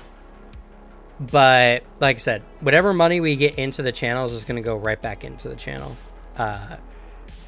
It's not like I'd be making enough money to really go out and buy a car with anyway. So I might as well invest in my foundation and get something bigger and bigger going. So when that does happen, I would love to have more content. If I could just go and just record for a full day all the stuff I need to do for a week, I would love to just have another game or something in the week, some more content to do, more live stream content to do. But we got to get the channel there first. So all you can do to help with that, subscribe on YouTube predominantly, and let people know about what we're doing here. Let them know about the crazy things that are happening here, because this will be, or at least I'm going to try to make this the hub, the network, the heart and soul of the tabletop community in as many ways as I can make it. So it's got to be word of mouth. It's got to be everyone else vouching for it to get us there. The only thing I can do is keep pushing, hyping people up, and producing content and trying to improve my level of quality. The rest is up to everyone else. So you want to see us do well? All you have to do is tell a friend. That's it. Or at least like and subscribe, because that's essentially how it works right now. And that's just how it is. I hate asking for it. I literally stopped asking to subscribe, follow on the videos, And then when I started doing it again, those videos performed better. It's always such a weird thing. I mean, it's like that. That's the reason why some YouTubers are, hey, by the way, this percentage of people aren't subscribed, because it works. I don't get. I see people who are like, oh, I forgot to subscribe. I totally did. I'm like, I've never done that. I have. I've never forgotten to subscribe or like. I'm usually pretty on it. Of like, oh shit, I like this. Subscribe. Or this is really funny. Like, I'm pretty on it. So regardless, I'm gonna keep working hard and making it worth it. I'm not asking to do it so that everyone can give me clout. I'm asking so that we can get the clout we deserve sooner, if you know what I mean. So I'm gonna keep working hard on the videos and getting stuff out. I'm not a great editor. I'll admit it. Hands down, I'm not a great editor. I'll push. And even yesterday, I did 2 full videos, edited all the way through 2 videos yesterday. And I have other videos in the bank waiting to be edited and put out. I'm going to try to get as much content as I can sanely do in a week. And I'm going to try to keep them at a good enough quality.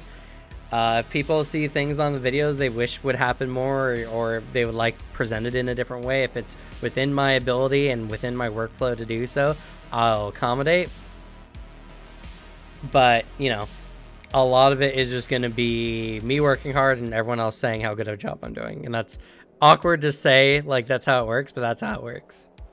Anyway, again, I literally can't get work out of my mind. I've been working since last weekend. I've not had a single day off. I've got to play No Man's Sky for like 5 hours over this last week. And I've been really wanting to play more No Man's Sky because, God, that game is so fun right now. Yeah. Yeah, I wish I could play, I could have played it like a few days ago. It's all good. It is really fun. That game is so much better. Holy shit. Well, and not only that, but like there's things in that game you don't know. There's systems in that game you don't know. Like, has everyone told you that we've gotten frigates now? Like giant spaceships? I saw a frigate and I'm like, I want one. I want one so bad. And there's all kinds of stuff. There's Leviathan creatures that you can find. Like ginormous creatures. Like, the discovery in the game is so good. That's so cool. I was playing like a little bit this morning.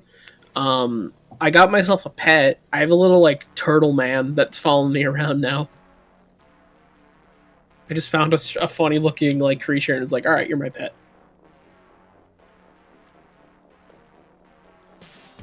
Yeah, I have a giant mantis thing as my pet. That's pretty cool. And Vale has like a light orb creature and like energy entity. Huh. Interesting. So, yeah. But yeah. And that's the great thing about Paizo too. Paizo keeps coming out. Whenever I think about like something to add to the game, or whenever I do add something to the game, like they add it eventually. Like in one of our games, our goblin spirit barbarian had their dead grandma as essentially a ghost companion. And what do you know? Book of the Dead. They added ghost companions. Like every time you're like, I think this would be cool in tabletop. Wait a few months. Yep. Just wait a few months, Paizo. And they got a bunch of cool stuff coming out. They got some new adventure modules. If you liked Kingmaker by Owlcat Games, they're releasing a whole campaign book of Kingmaker. That's so cool. That's so cool. Using a lot of the same systems, even building your own kingdom. And Eric Mona, I know, was super excited about this, the head of, the games design. So it's going to be a really good book, and I'm super into it. I'm very there. And what else? There are so many things. Like I said, if anyone has any questions, I'll do my best to answer. But, excuse me.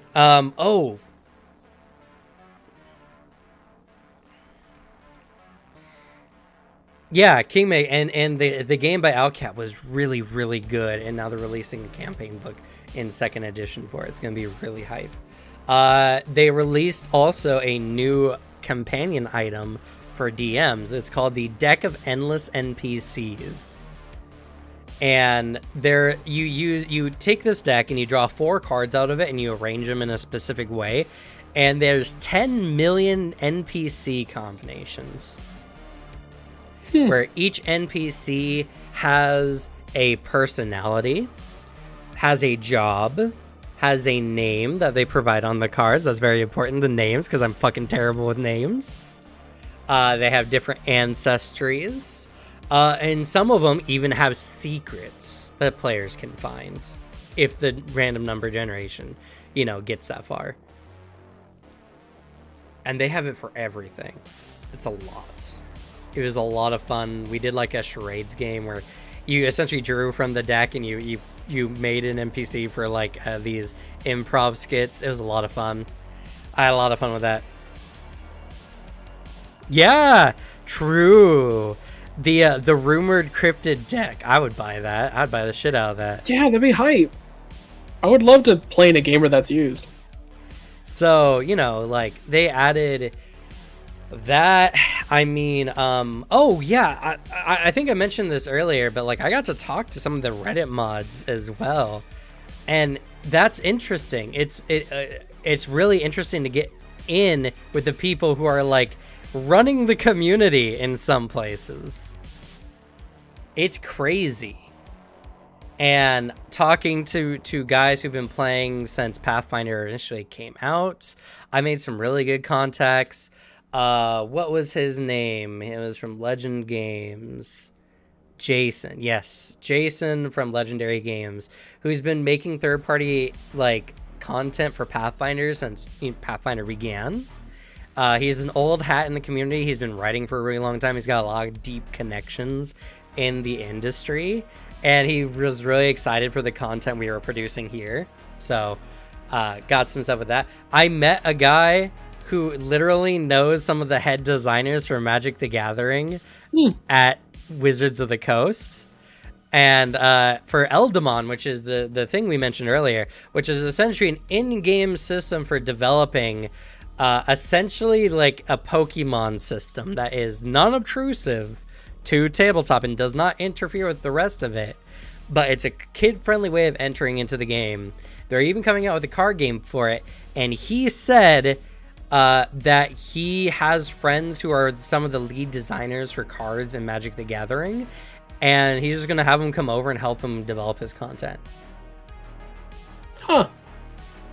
So this PaizoCon, I met some people, and maybe my connections with some of them are not that strong this year, but next year, and if I get bigger in the community,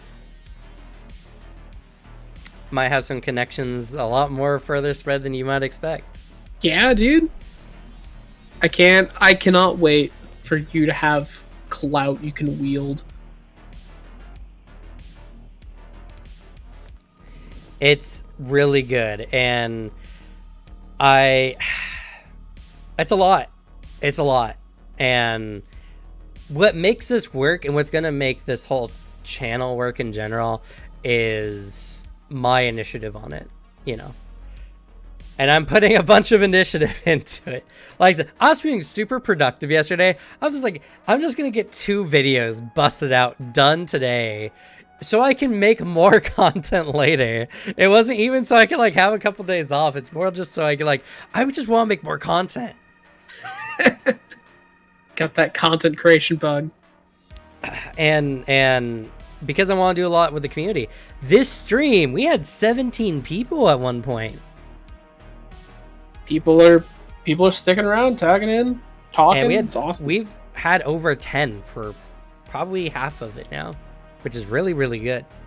We're currently even sitting at 13 right now on both Twitch and YouTube. So, that's a lot better than normal. True.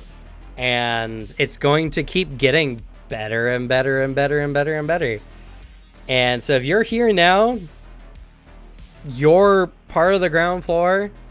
I'm terrible with names, so if I don't recognize you in the future, it's not because I've forgotten you, it's because I'm bad with names. But I do remember people. Dead Phoenix has been here for quite a while.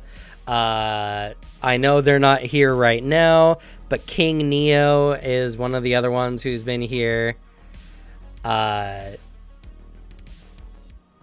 who else has been in the community? Spider-Nos? Spider-Nos has been here in the community as well. Like, I am Dead Phoenix, of course, a bunch. But, yeah. With that, I'm going to go use the restroom real quick, but then we're going to close stream. No, you're gonna leave me alone? I'm sorry. Just, You're going to have to deal. The chat's like fiends. They smell the fear. They're gonna come for my throat. Bully him! Bully No, please. Bully him, please! Can't take this. I'm not good with this pressure. See, this is why I don't like stream or do anything. It's weird. I can't like imagine those people who can just like sit down and like talk to a camera. Like it's not an incredibly weird thing. I don't understand it.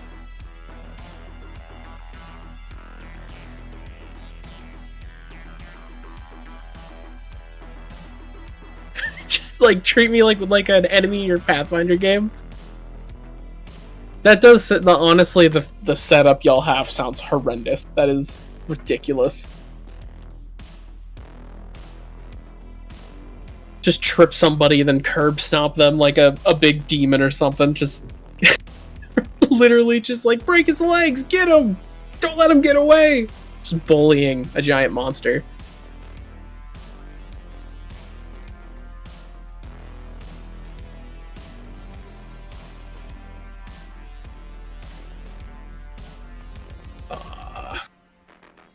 See, this is why he shouldn't leave me alone.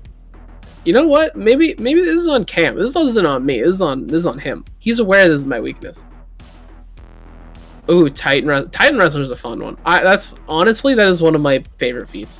I like making a monk with Titan Wrestler. It is a great time.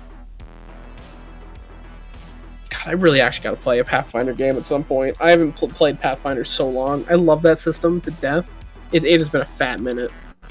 And a good few books since I have played in a Pathfinder game. Got any projects? I got a few. I'm working on 2 videos right now, and then a video that I still need to edit for Cam. I've been kind of sidetracked. The one I will spoil is something I've talked about a good amount.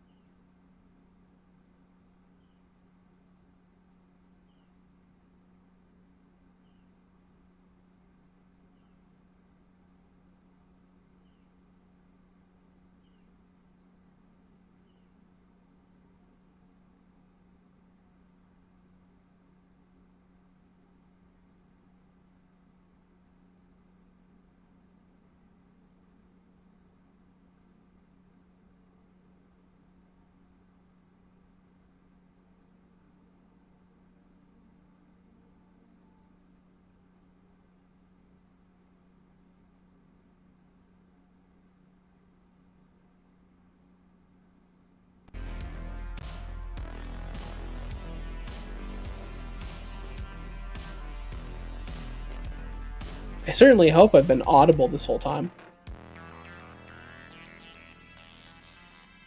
Okay, I think I have been. For some reason, my thing wasn't working. What do I want added to Pathfinder?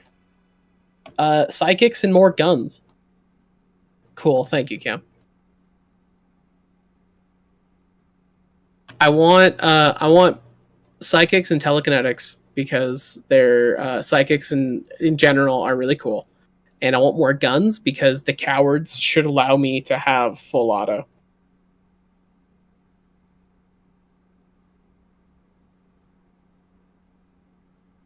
That's what I would have talked about to those designers if I was able to speak to them.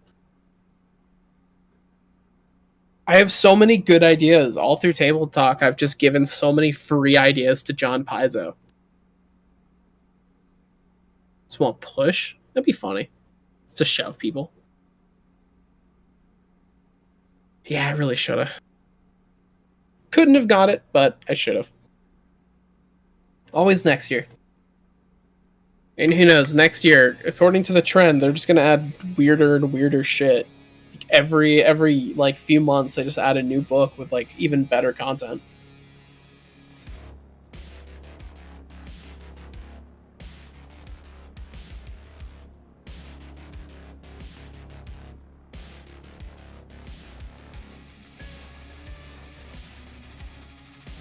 I want to be able to shove like in the like in Baldur's Gate 3. It's the best shove mechanic in a tabletop game.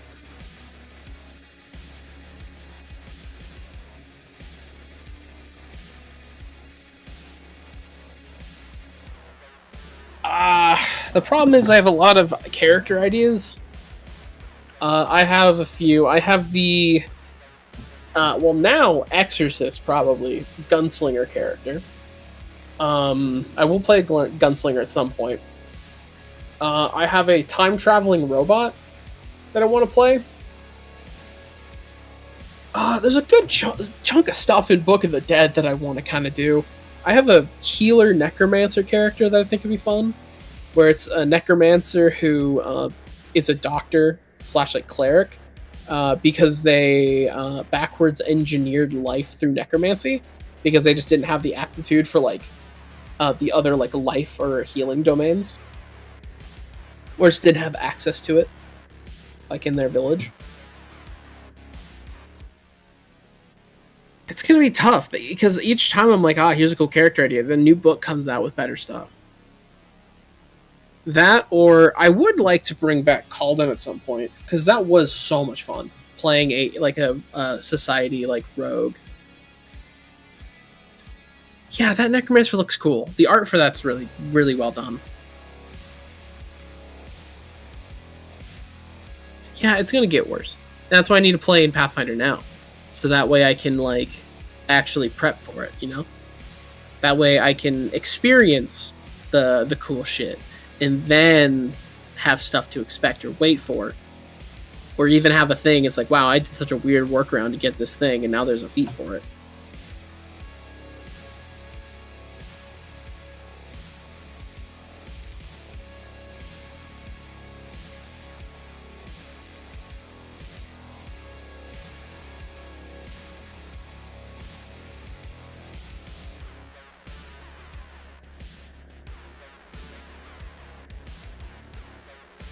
Galen's the character you play in your Monday game, right?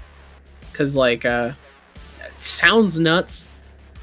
Like, what, your character did, like, 6 actions, technically?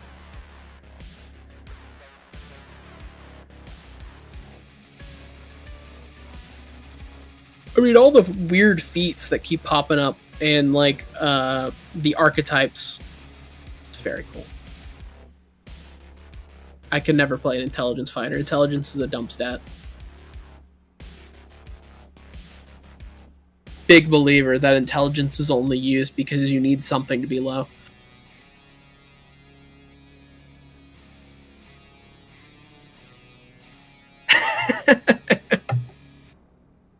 Listen, wizards are just a little cringe. Sorry. Just, like, use a cooler stat, you know?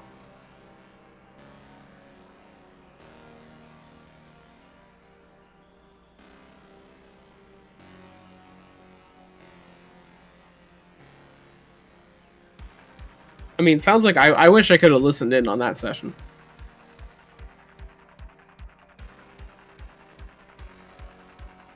Strength or dex? Charisma sometimes, you know? You know, those three. Strength, dex, and charisma. Best stats.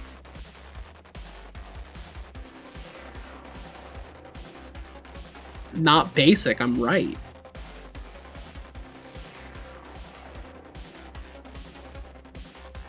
As the voice, like, on the stream, I am the authority in the room. So, you know?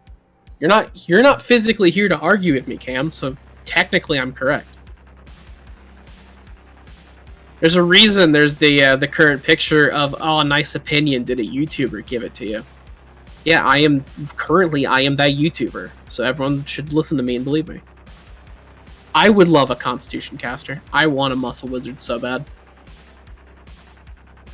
Because that'd just actually be cool, like, to have a character that does that.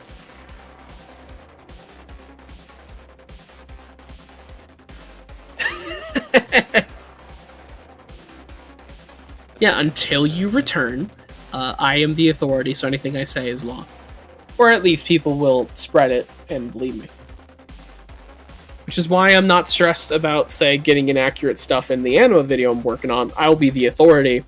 Anyone else who's an authority will either not have the clout, or will speak another language, so the English speakers won't understand it.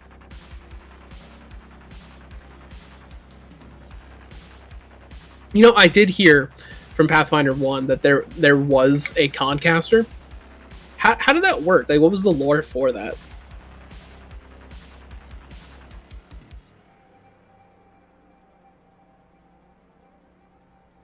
Because a scarred witch, like whatever it's called in first edition, I have like no knowledge of it. Like if it's a dedication or something.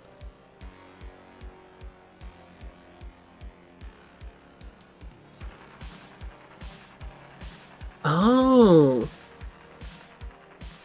that does sound kind of cool, actually. Like an orc witch doctor sounds hype.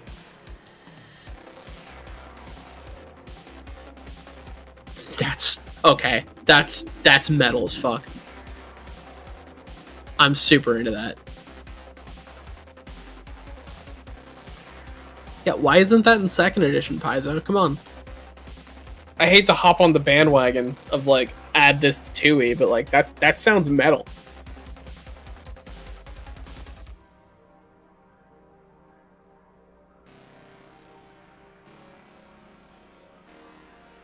That's a caster I can get behind. Oh. They made an intelligence thing. Alright, lame. I retract my opinion. I retract it. That's way cooler if it's con.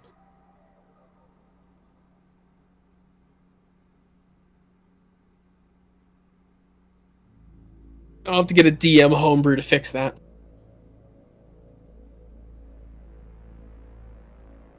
That is at least handy that they made it so it negates the orc thing, because that would hurt.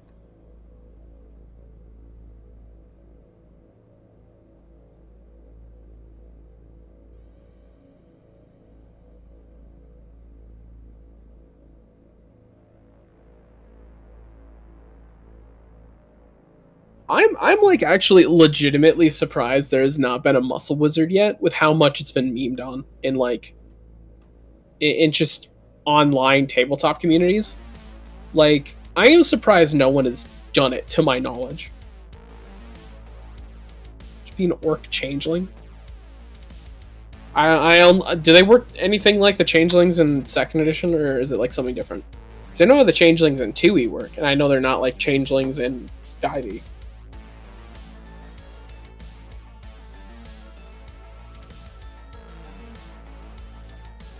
Okay.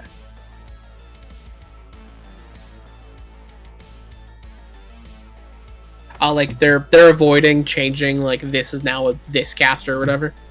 I mean, it makes sense that they want to avoid that. It's kind of like be a weird change.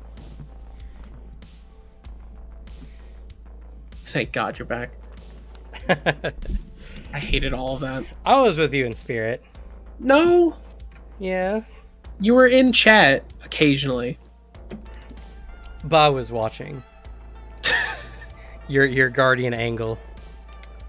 The guardian angle. I appreciate that to the slightly.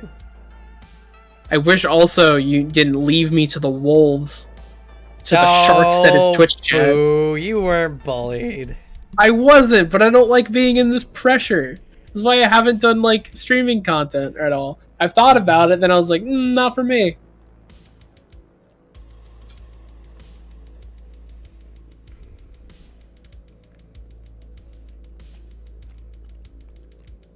Sorry.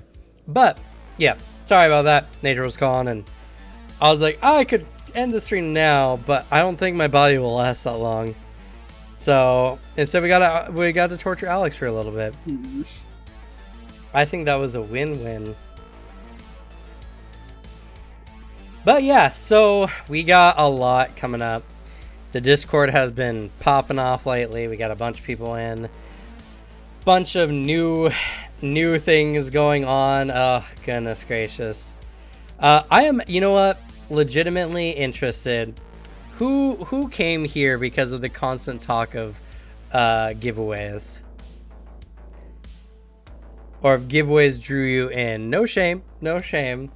But if you're here for giveaway related or news or information, I'm just curious to see how effective it is.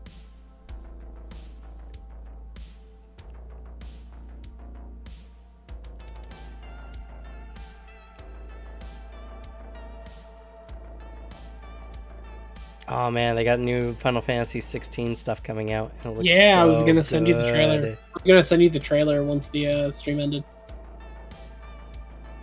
Yeah, no, I was funny because I was like, oh, the PlayStation release stuff is happening right now. Oof. But yeah, well, good. If none of y'all are here just for that, then at least it tells me that the content itself is pulling the weight.